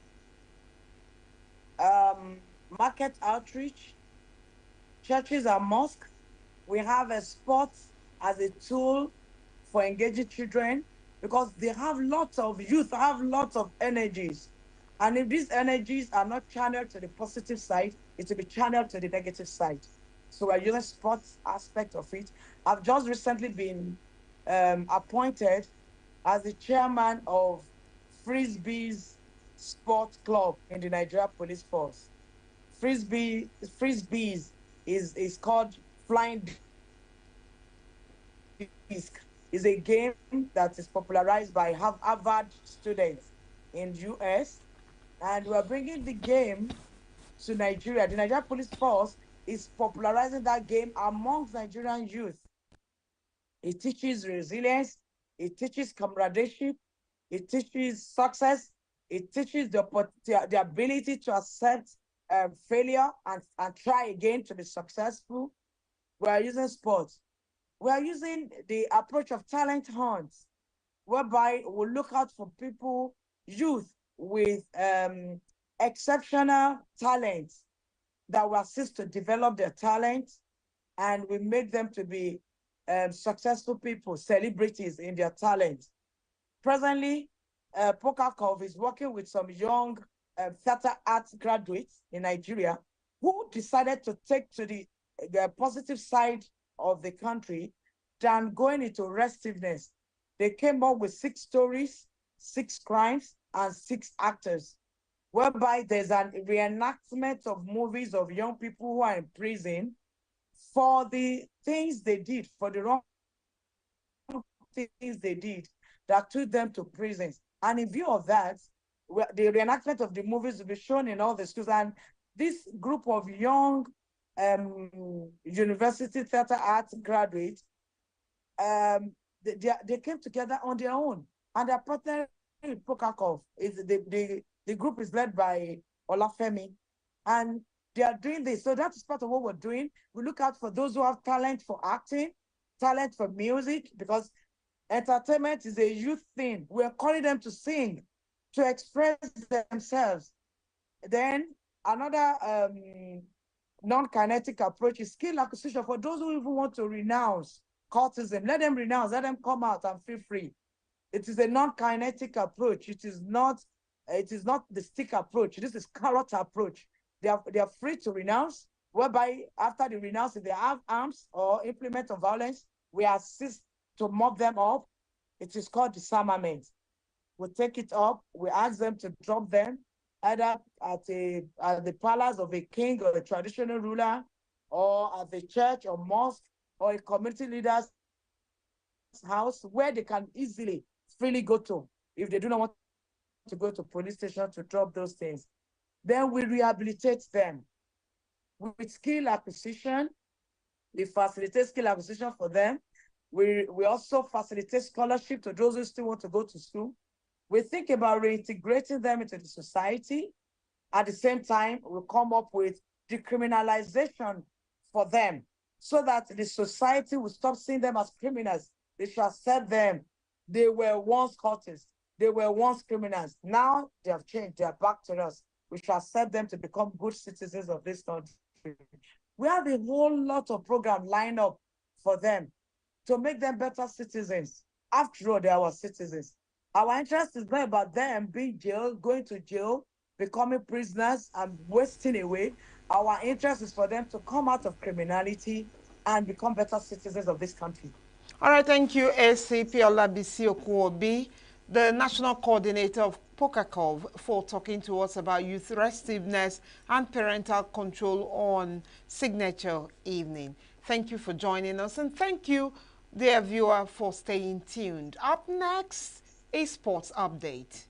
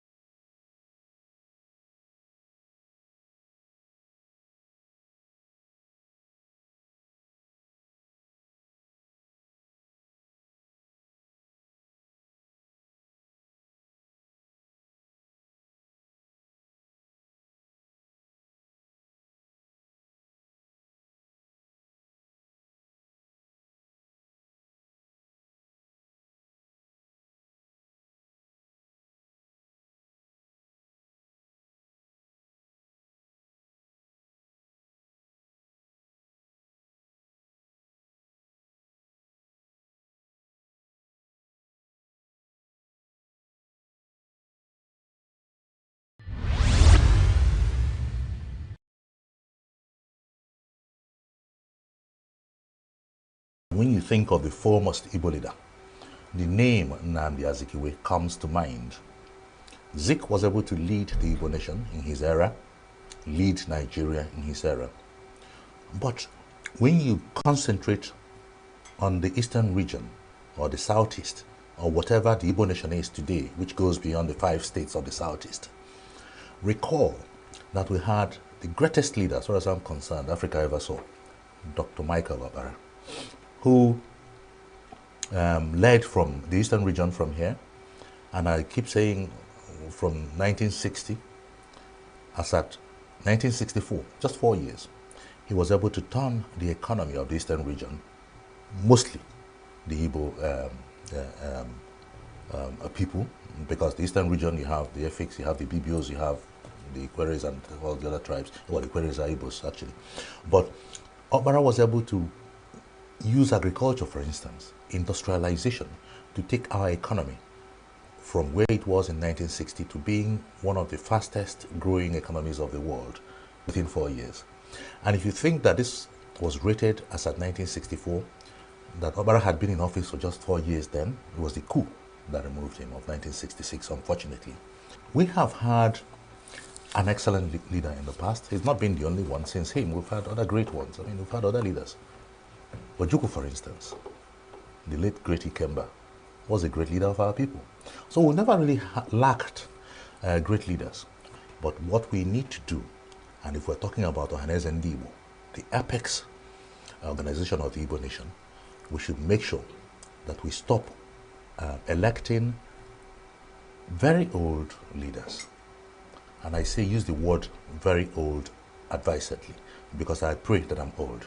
I pray that I get to 80 and plus. I'm advocating that we go for a generational shift and look one generation down or one decade down, instead of going for the 80 plus, who should be sort of enjoying their retirement.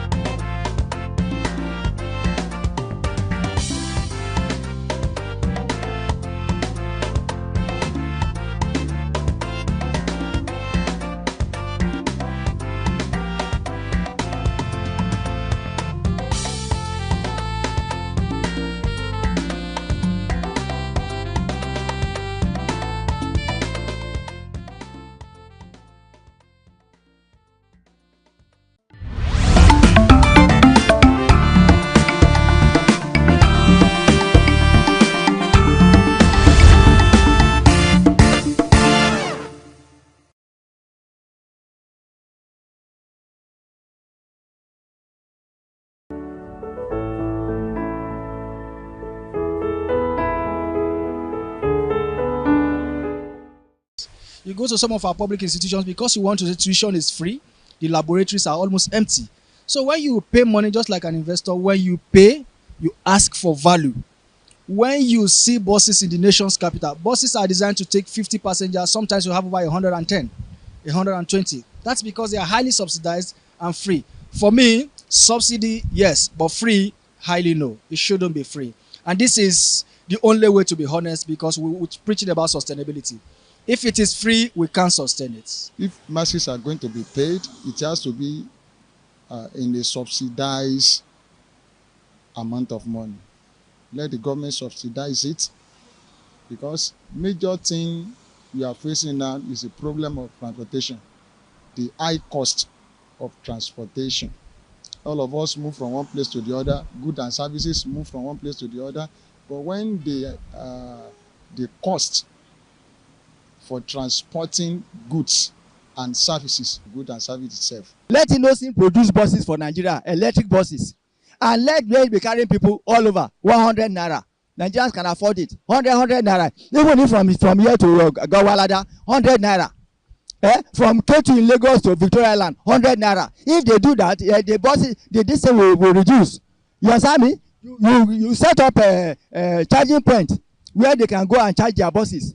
Like in Lagos now, they have a depot for the buses. Let them go there and charge the buses and be carrying people 100 naira. It will reduce the economy. A state like Ebonyi State budgeted 68 million to buy SUVs for their state House of Rep members. So if that could be budgeted, state like Benue, Governor Ilya was saying the budget for House of Rep members to acquire a car is 60 million. That means Nigeria is wealthy. I think transportation can be made free but I don't think these people that are making money from this would like to stop right now. The transport sector is a huge sector of the economy, but then the everyday increase in prices, remember, has not made people to be happy about the transport sector. Coincidentally, if the governor can instruct the director or the manager of any transport state corporation that any citizen, not only even their citizen, any person that come to their office that are looking for assistance of the transportation from their state to another state or interstate or intrastate, they should be giving them, consider them free or complimentary board ride of transportation from point A to point B. The lower people, the less privileged, the state government should make it, and students, the old people, they should make it free to them. Really affecting. Like if you can see people moving over there, everybody are trekking, they cannot enter transport because of the cost of transport and all that. People go a long distance, 1 mile, 2 mile trekking because of no money. And not only that, a lot of criminal and all that. I know I have lost out to 4 phone where I was trying to see how I can get a cheaper car because where I want to go, then charge me a lot to take me to that place. The first day I lost my phone, second time I lost my phone. And it's because of hungry. That is why those boys increase in robbery. Abuja is not working very effectively. You know.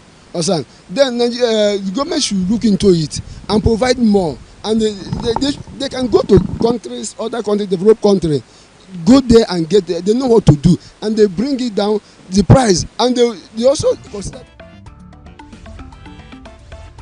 Those in support of this motion as amended, say aye. Aye. We have taken it by default. We are international. Israeli airstrikes. Donald Trump left us the worst unemployment.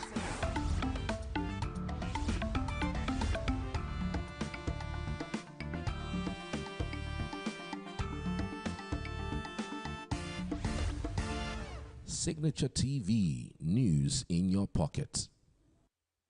And on sports update, here are the highlights. Rangers dominate Kwara United with 3-0 win. EFL Cup, Newcastle and trophy draft with win over Liverpool. We feel anger, rage and injustice, says Atletico Simeone. Marathon runners pause in silence for Pope Francis' health at Rome start line. And now the details. Rangers International Football Club of ENUGU defeated Kwara United Football Club of Ilorin 3-0 on Saturday in week 29 of the Nigerian Premier Football League (NPFL). The match played at Nnamdi Azikiwe Stadium, Enugu, and started at a high tempo in spite of the challenging high-altitude conditions.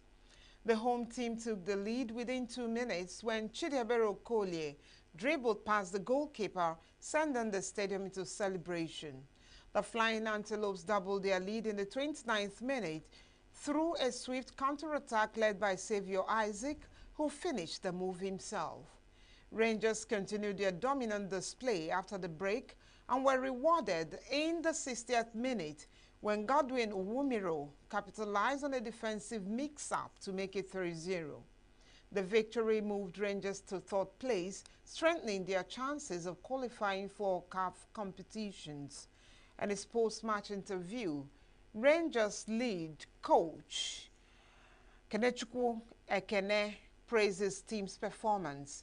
Kwara United coach Tunde Sani blamed the defeat on his players' costly errors. Dan Burn and Alexander Isaac ended 70 years of hurt as they fired Newcastle to League Cup final victory over Liverpool on Sunday. Local boy Byrne headed the Magpies into the lead on the stroke of half-time, and Isaac's 23rd goal of the season, 7 minutes after the restart, secured a first domestic trophy since the 1955 FA Cup, despite substitute Federico Chiesa's late strike. Newcastle, whose last piece of silverware was the 1969 Intercity's first cup, were good value for their 2-1 win at Wembley on an afternoon when 10 times winners Liverpool looked below par. Eddie Howe's men took full advantage in front of a crowd of 88,513 as he became the first English manager to win a domestic trophy since Harry Redknapp in 2008. Bruno Guimaraes described Newcastle's cup win as one of the best days of his life. Sandro Tonali called an early right foot shot just wide of Kyrmane Kelleher left post after Harvey Barnes aimed for the suspended Anthony Gordon, and Isaac had combined to set him up. Kelleher smothered Bruno Guimaraes' effort from close range after Byrne had headed down the resulting corner, and Cornet made a vital interception to deny Isaac a clear run at goal. Atletico Madrid manager Diego Simeone acknowledged feelings of frustration and injustice following his team's painful Champions League loss to Real Madrid, but urged the club to move on ahead of Sunday's La Liga home match against Barcelona. Simeone has spoken out about Atletico's exit on Wednesday when VAR ruled Julian Alvarez's slip caused a double touch to rule out an Atletico goal and the penalty shootout against Real. Simeone was furious with the referee's decision to disallow Alvarez's penalty as Real won the shootout 4-2 to advance to the quarterfinals. I think this time the situation deserves an explanation of how I'm feeling. I am feeling anger, rage, and injustice. But from my position, the only thing I have the power to do is to work so that the team continues to compete as it does. I absolutely understand all our people and obviously what all of us at Atletico de Madrid are feeling, which is anger, rage, and injustice. We need to think about the next game. We have a great opportunity against a great opponent, a team that plays very well. We've said a lot of times what we think of Barcelona. And we'll focus on ourselves and try to transmit to the fans the idea of being able to continue competing as we are doing. Fans are going to be there, people are going to be there. People are proud of the team, proud of the collective work that is being done. And tomorrow, we will have to be strong and show everyone that we are better together.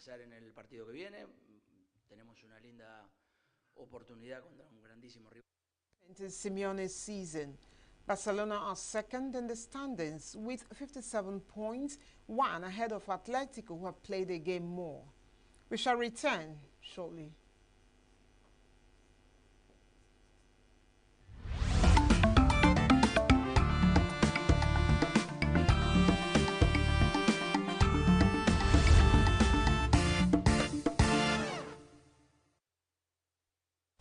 Chinese men's top seed Shi Yuqi is through to the final of the All England Open after beating compatriot Li Shifeng 21-9, 20-22, 21-19 in Birmingham on Saturday.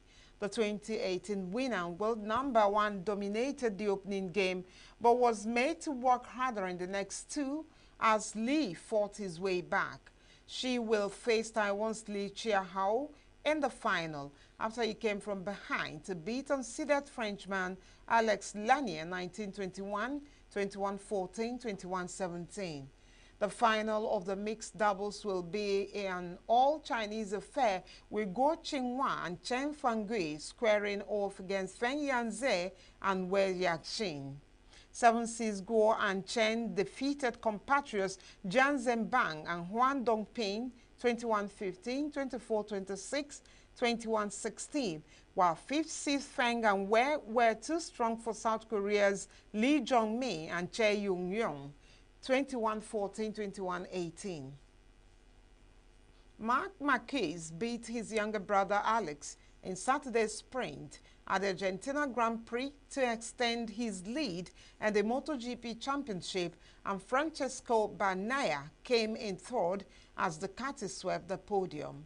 Mark had clinched his second straight pole of the season with a lap record earlier on Saturday, and the Spaniard led from start to finish, with Gresini's Alex finishing less than a second behind him. The sprint podium was a repeat of the season-opening Grand Prix in Thailand, as Marc Marquez moved up to 49 points and Alex is 11 points behind. Johan Zarco had done well to put a Honda bike on the front row for the first time since 2023, but the Frenchman made a poor start and fell behind, eventually finishing fourth. In the Moto2, Liqui Moly Diana Volt Intact's Manuel Gonzalez had the fastest lap in qualifying to take pole position, while MTA's Matteo Bertelle took pole in the Moto3.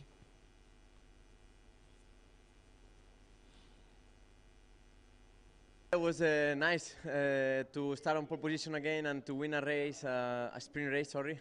Tomorrow will be the main race, and we need to keep working because looks like the track is changing practice by practice, and we can, I think we can improve a bit with the bike setup. But today we had a very strong brother. Alex was riding super fast. I was pushing, I was riding on that 37th, but he was behind me, just on +0 on the slipstream, and yeah, then if I was thinking if he attacked me, means that he's much faster, but yeah, when remain 4 laps, I tried to put an extra step there with the used tire, and I was able to be fast and then manage the distance in the last 2 laps. The Chicago Cubs warmed up for the new Major League Baseball season with a 4-2 win against the Yomiuri Giants in an exhibition game at the Tokyo Dome on Sunday. Greg Walkman opened the scoring for the Cubs with a single to right field, and the rest of the 5th inning proved productive after a wide pitch from Giants starter Foster Griffin added another run to the tally before Matt Shaw slotted a 2-run single to stretch the lead to 4-0.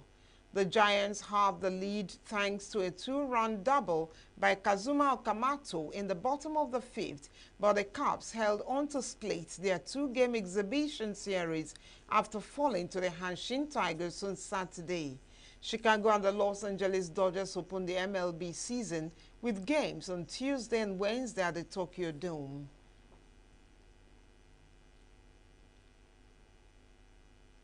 The Rome Marathon opened Sunday with an unprecedented moment of silence as 30,000 runners from 126 countries stood still for 42 seconds at the starting line along Via dei Fori Imperiali.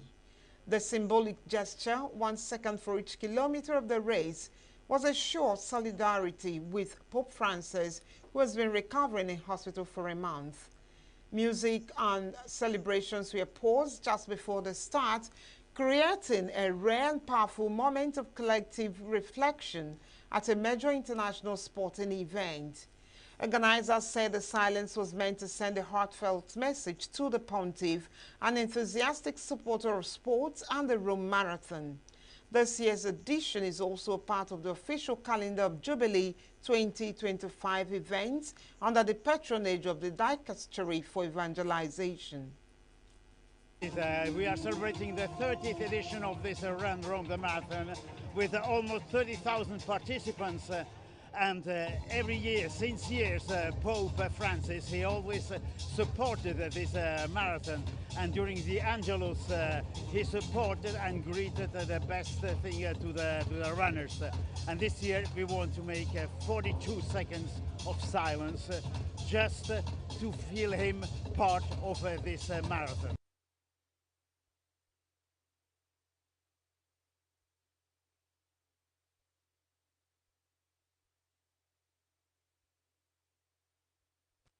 And as the size of our sports update, endeavor to follow us on all our social media handles. Stay tuned, we shall return.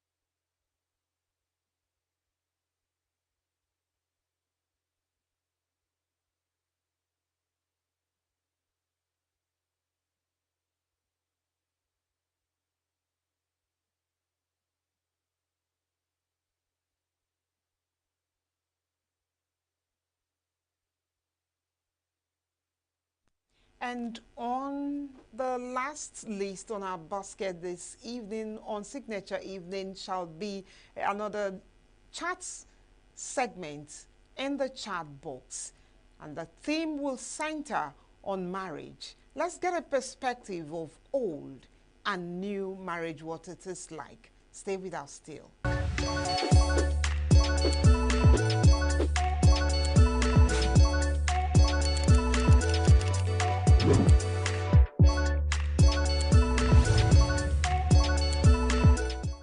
Hello everyone. Hi Jake. Hello.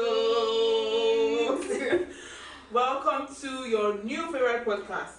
The Overemphasized Podcast. Of course. Chatbox. On what? Signature TV. Exactly. Let's tell them what Chatbox is about before we start yapping. Of course. So this particular podcast is for conversation, lifestyle.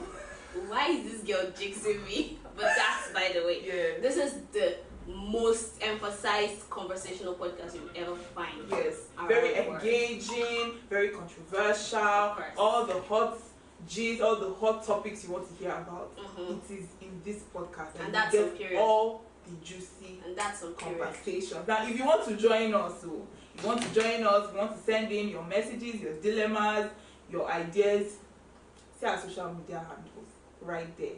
Make sure to engage. Right? Right? This girl, stop jinxing me. So apparently, first of all, how was your weekend? My dear, my weekend was.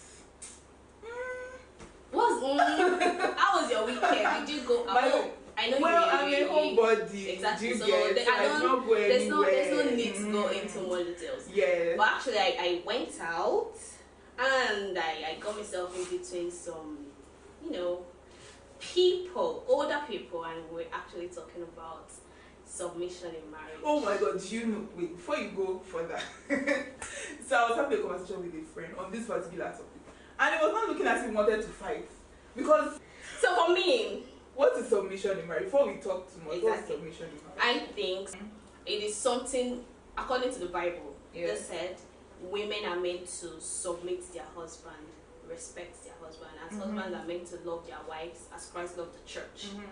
So, but according to them, they said Gen Z women, we are respectful. Yes, we are no longer submitting.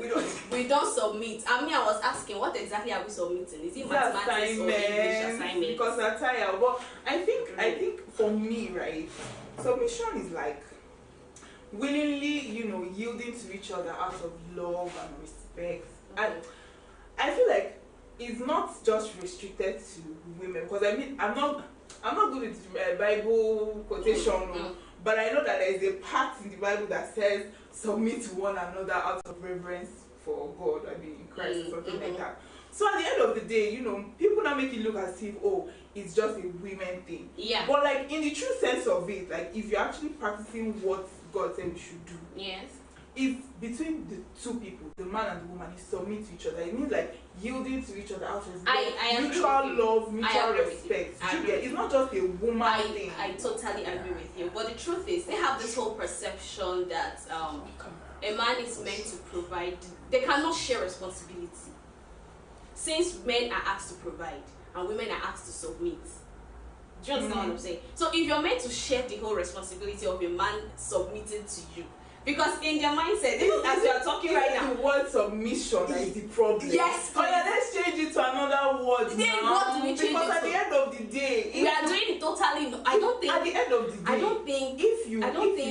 I don't think we are doing the submission, because if we are complaining about women, especially the modern model women that they call us now, the Gen Z women, the way they say we are not submissive, according to their submission in their brain, it is. If I ask you to sit down, you sit down. If I ask you to jump like a frog, you jump like a frog. You're not meant to have an opinion. You're not meant to do any. You guys, make it make sense. I'm going to read the comments for you. There's this particular comment I saw on socials, and it got me laughing. Right? I mean, I'm with the whole idea of submit to your husband, respect your husband, and what sort. But I don't know if maybe our generation and the kind of women we have these days. So this comment says, as a married man, when you are upset and raising your voice in the house, everyone must keep quiet. I'm sure you've experienced that in your house, right? Thank you very much. Including your wife. No one is authorized to speak unless you give them the permission to do so. And if any of the children talk back at you, blame your wife. And someone you guys, what? Please. Should we pick that? Should we talk about that one first of all? Or should I go first? That is not a family. That is a prison yard. That is a what's the word? Aristocratic. You are imposing. You are using your position to subdue the people that are under you. I'm sorry, that's but on a second thought, there was just one thing I picked. If your child talks back at you, first of all, your child is not supposed to talk back at you. That's not even what we are talking about. We're not talking about the child talking about. We're talking about submission in marriage. We're talking about. I'm coming to that. Let's not. They said they will blame the woman. Why? Because she's not doing according to them. She's not doing. But that's not part of the submission we're talking about. It's part of the submission because whatever that will give your children the morale to talk to you, to the man, like that, which means they must have been seeing their mothers talk to their father like that. It did not work like that. Okay, sorry, ma. Queeness, baby girl. No, because I don't understand. Wife, you are a wife. You're talking to your husband, so your children will now use that. You don't know. Talking to you. Try it in the house if they won't blame your mother. Try it. As far as they're seeing you not respecting and submitting to the husband. For me, try it. For me, I don't see this as a woman's thing only. I feel like the key aspects of submission include mutual respect. If two of you have respect for each other, do you understand? The submission will not just from the woman, even the man. There are some things that he will yield to you because he respects you. He doesn't want you to feel disrespect. Love and sacrifice. If you're able to sacrifice, if you're able to sacrifice for each other, all these things are mutual, mutually benefit each other. Do you understand? There's another thing I want to understand. And it's about. I think I'll throw the question. One thing before. Sorry. But one thing again is marriage is partnership, it's not control. Do you understand? They have a problem with that partnership. This is not a situation of trying to control somebody else. This is a partnership. We are partners. You see that partnership? You are not my. I don't understand. They have a problem with that partnership thing. They have this whole mindset that partnership. If you're saying we are in a partnership, they're saying that a business. You know how business is that you're partnering with us. Or you're sponsoring. So if you're in a partnership with me, they are thinking about the 50-50 kind of marriage. Which is I think if people mistake submission for control. Thank you very much. The problem that is the problem. And the problem and they misunderstand it to mean if I tell you to do this, do it. If I tell you to sit, sit. If I'm talking, don't talk. That's not trying to be submissive. That's just being subdued.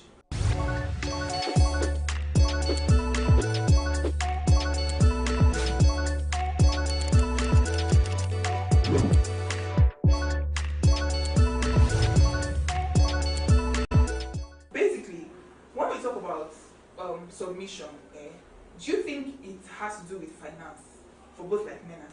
Do you think it has anything to do with finance? Which is if the man is money. Well. That's why they keep blaming the Gen Zs. They feel like Gen Z are suffered. I don't know what this generation. They have this whole perception in them that once a man has money, the woman is automatically going to submit to him, which is subdue. He's gonna subdue her. Why? Yeah. He provides for her. He gives her, even if she wants to buy something as chewing gum, he provides that. Do you understand? He buys literally everything. He gives her everything. Whatever she's doing, it's from his pocket. He's looking for a dependent. So at the end of the day, for a wife, you're looking for a dependent. At the end of the day, this is not rocket science. Have you ever seen clips whereby this guy literally provides for the girl's family, their school, their feeding and everything, and if you go back to see how he treats that lady, it's a total different ballgame. If she should by any means, probably someone came to talk to her and say, oh, this guy is beginning to I'm you're taking more care than- of you. Yes. That now I want to say something now. Thinking about it now, yeah. Most guys use this financial thing as a way of asserting control. They use it as something to hold over your head. Do you understand? So they can, if you cannot act anyhow, you cannot talk, or you cannot act like be free, because they will hold it over your head with the whole I am taking care of you, I pay your bills, I feed you, I clothe you, and all of that thing. So I see that one too is a very important part, because most men, especially those ones that will tell you, oh, I don't want you to work, oh, I don't want you to do this, oh, kiniko. All those people, they're just trying to use it as a means to hold it over your head. It's not as if they genuinely want to take care of you, but they just want something they can use, they can hold you with and be like, oh, I do this for you, so you have no right to say otherwise or to do otherwise. You can't leave my house, because where will you go to? At the end of the day, you're coming back to me. Now, before we go further in our conversation, so I'd like to read some dilemmas. All right. So this one says, am I leading or am I controlling? We're not going to be calling names for anonymity purposes, please. So am I leading or controlling? Okay, this is a guy. So his name is James. Let's just leave it at James. So James says, I've been married to my wife for 3 years, and I believe that as a husband, I should provide direction and leadership in our marriage. However, lately, my wife has been pushing back on many of my decisions, saying she wants an equal say in everything. I feel frustrated because I see myself as a responsible leader, not a dictator. I work hard to provide for the home, I make decisions with their best interest, and I genuinely love my wife. But when I ask her to trust my judgment, she accuses me of being controlling. I'm starting to wonder, am I misunderstanding what it means to lead in marriage? And how can I lead my own without making my wife feel without making my wife feel disrespected? And is it wrong to expect submission from my wife, or is she misunderstanding her role? So the problem he wants us to help him.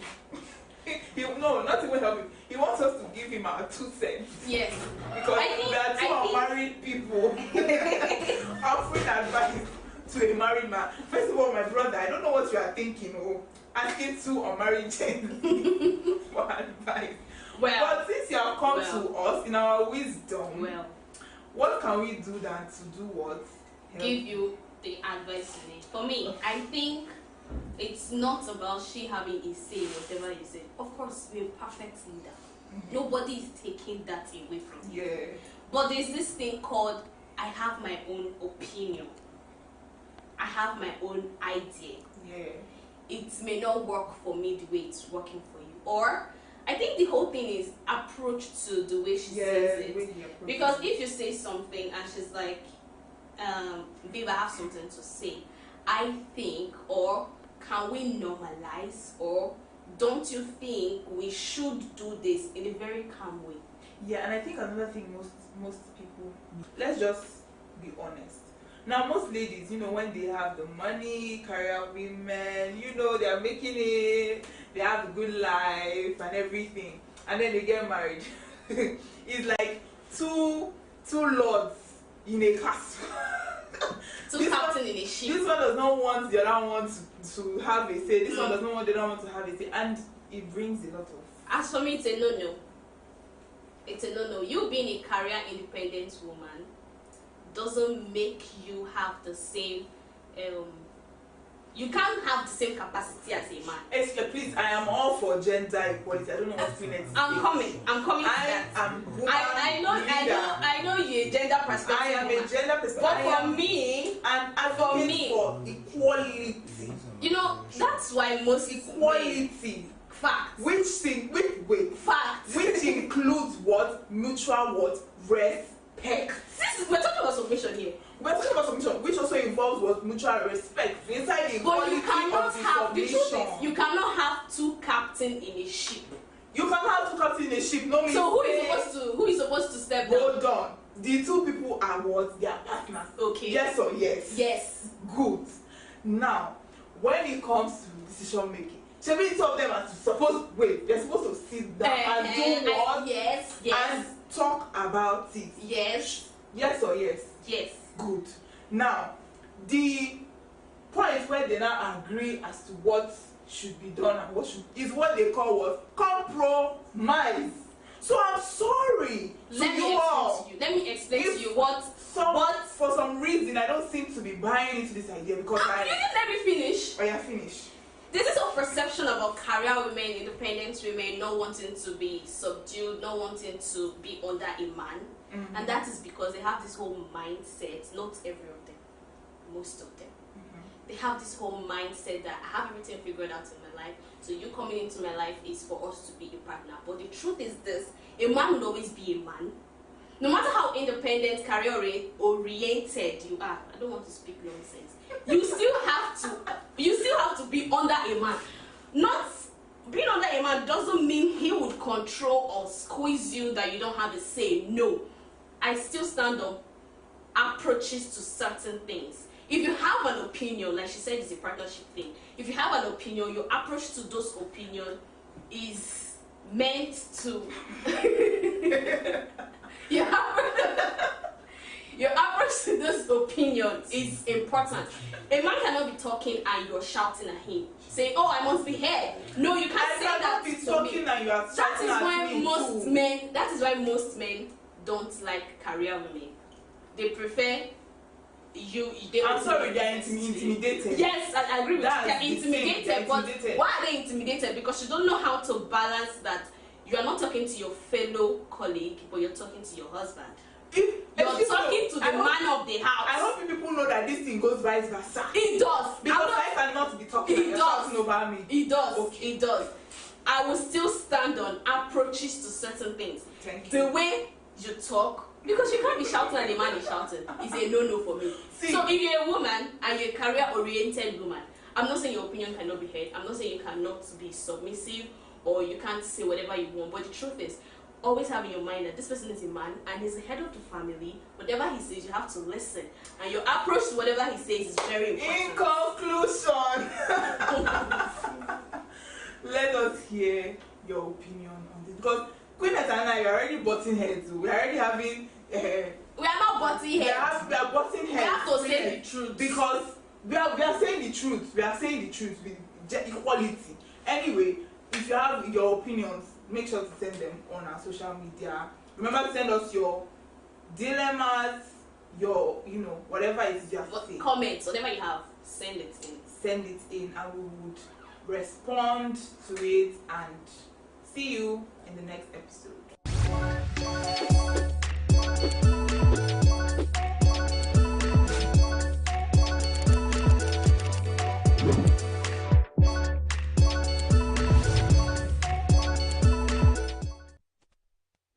That chat box between Uche and Queen brings us to the end of Signature Evening Broadcast, and we hope you had a relaxing time with us. And so we're inviting you to keep a date with us same time tomorrow for another well-packaged episode. And if we have thrilled you this evening, remember to call us for bookings, commercials, and placements as you follow us on all our social media handles as displayed right now on your screen. And from my producer, Raymond Ken Bat, and production team of Signature Evening, my name is Ngozi Kamba saying, do have a good night rest.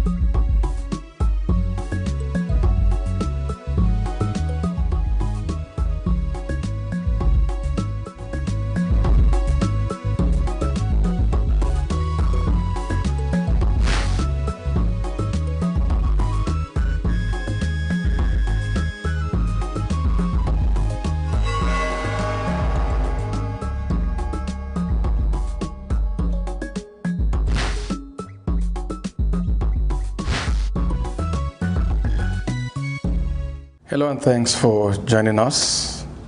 I am Obiora Ilo. Today I have an African. I like to refer to a different kind of African. A man who fought in the trenches in South Africa, though he was not black, but he stood with the blacks and fought for the freedom of South Africa.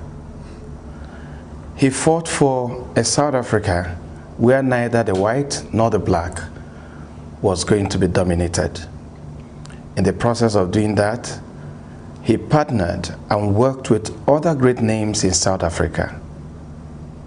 He went to prison at a young age and suffered for what he believed in. It is my pleasure to welcome Dennis Theodore Goldberg. Good day to you. Good to be here. Yeah, Mr. Goldberg, you're welcome. Thank you. In 1960, you went to prison. Yes.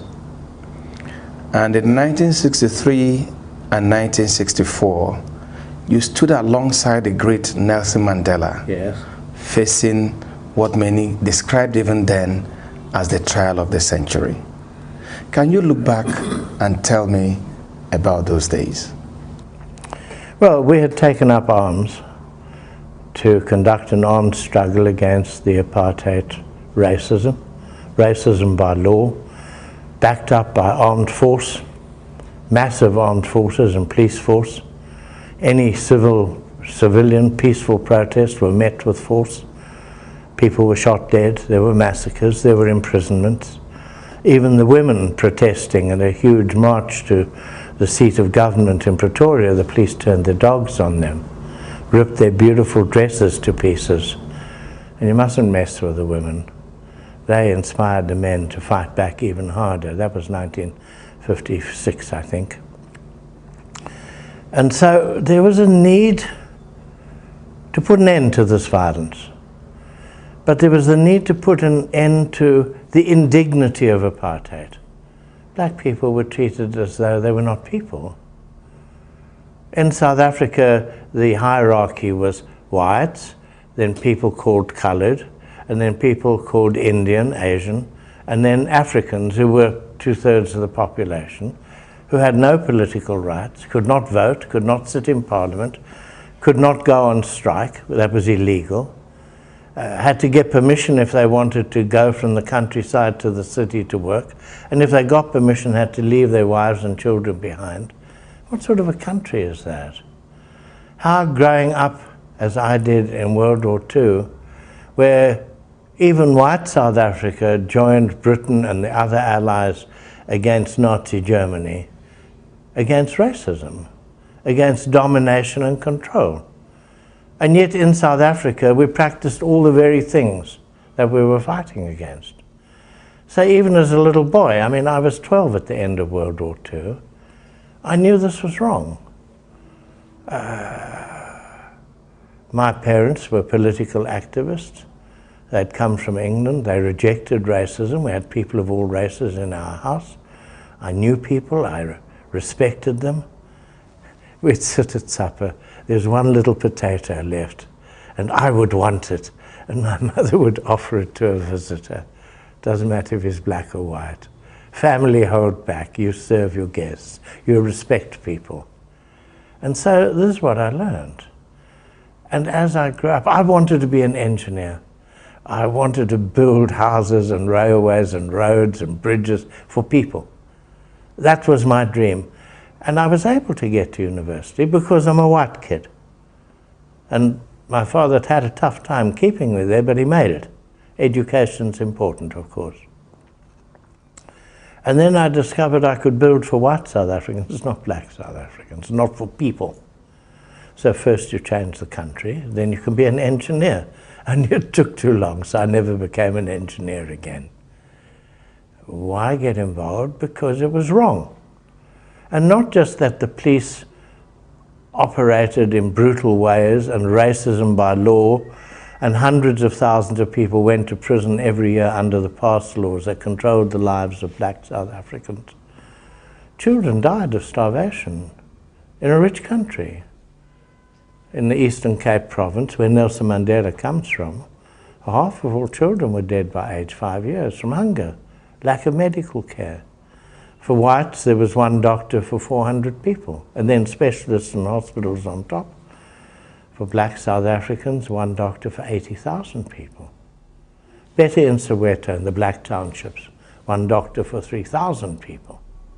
I mean, the total injustice of it, and who created the wealth? Black mine workers, black labourers, black workers. And so apartheid wasn't just about racism.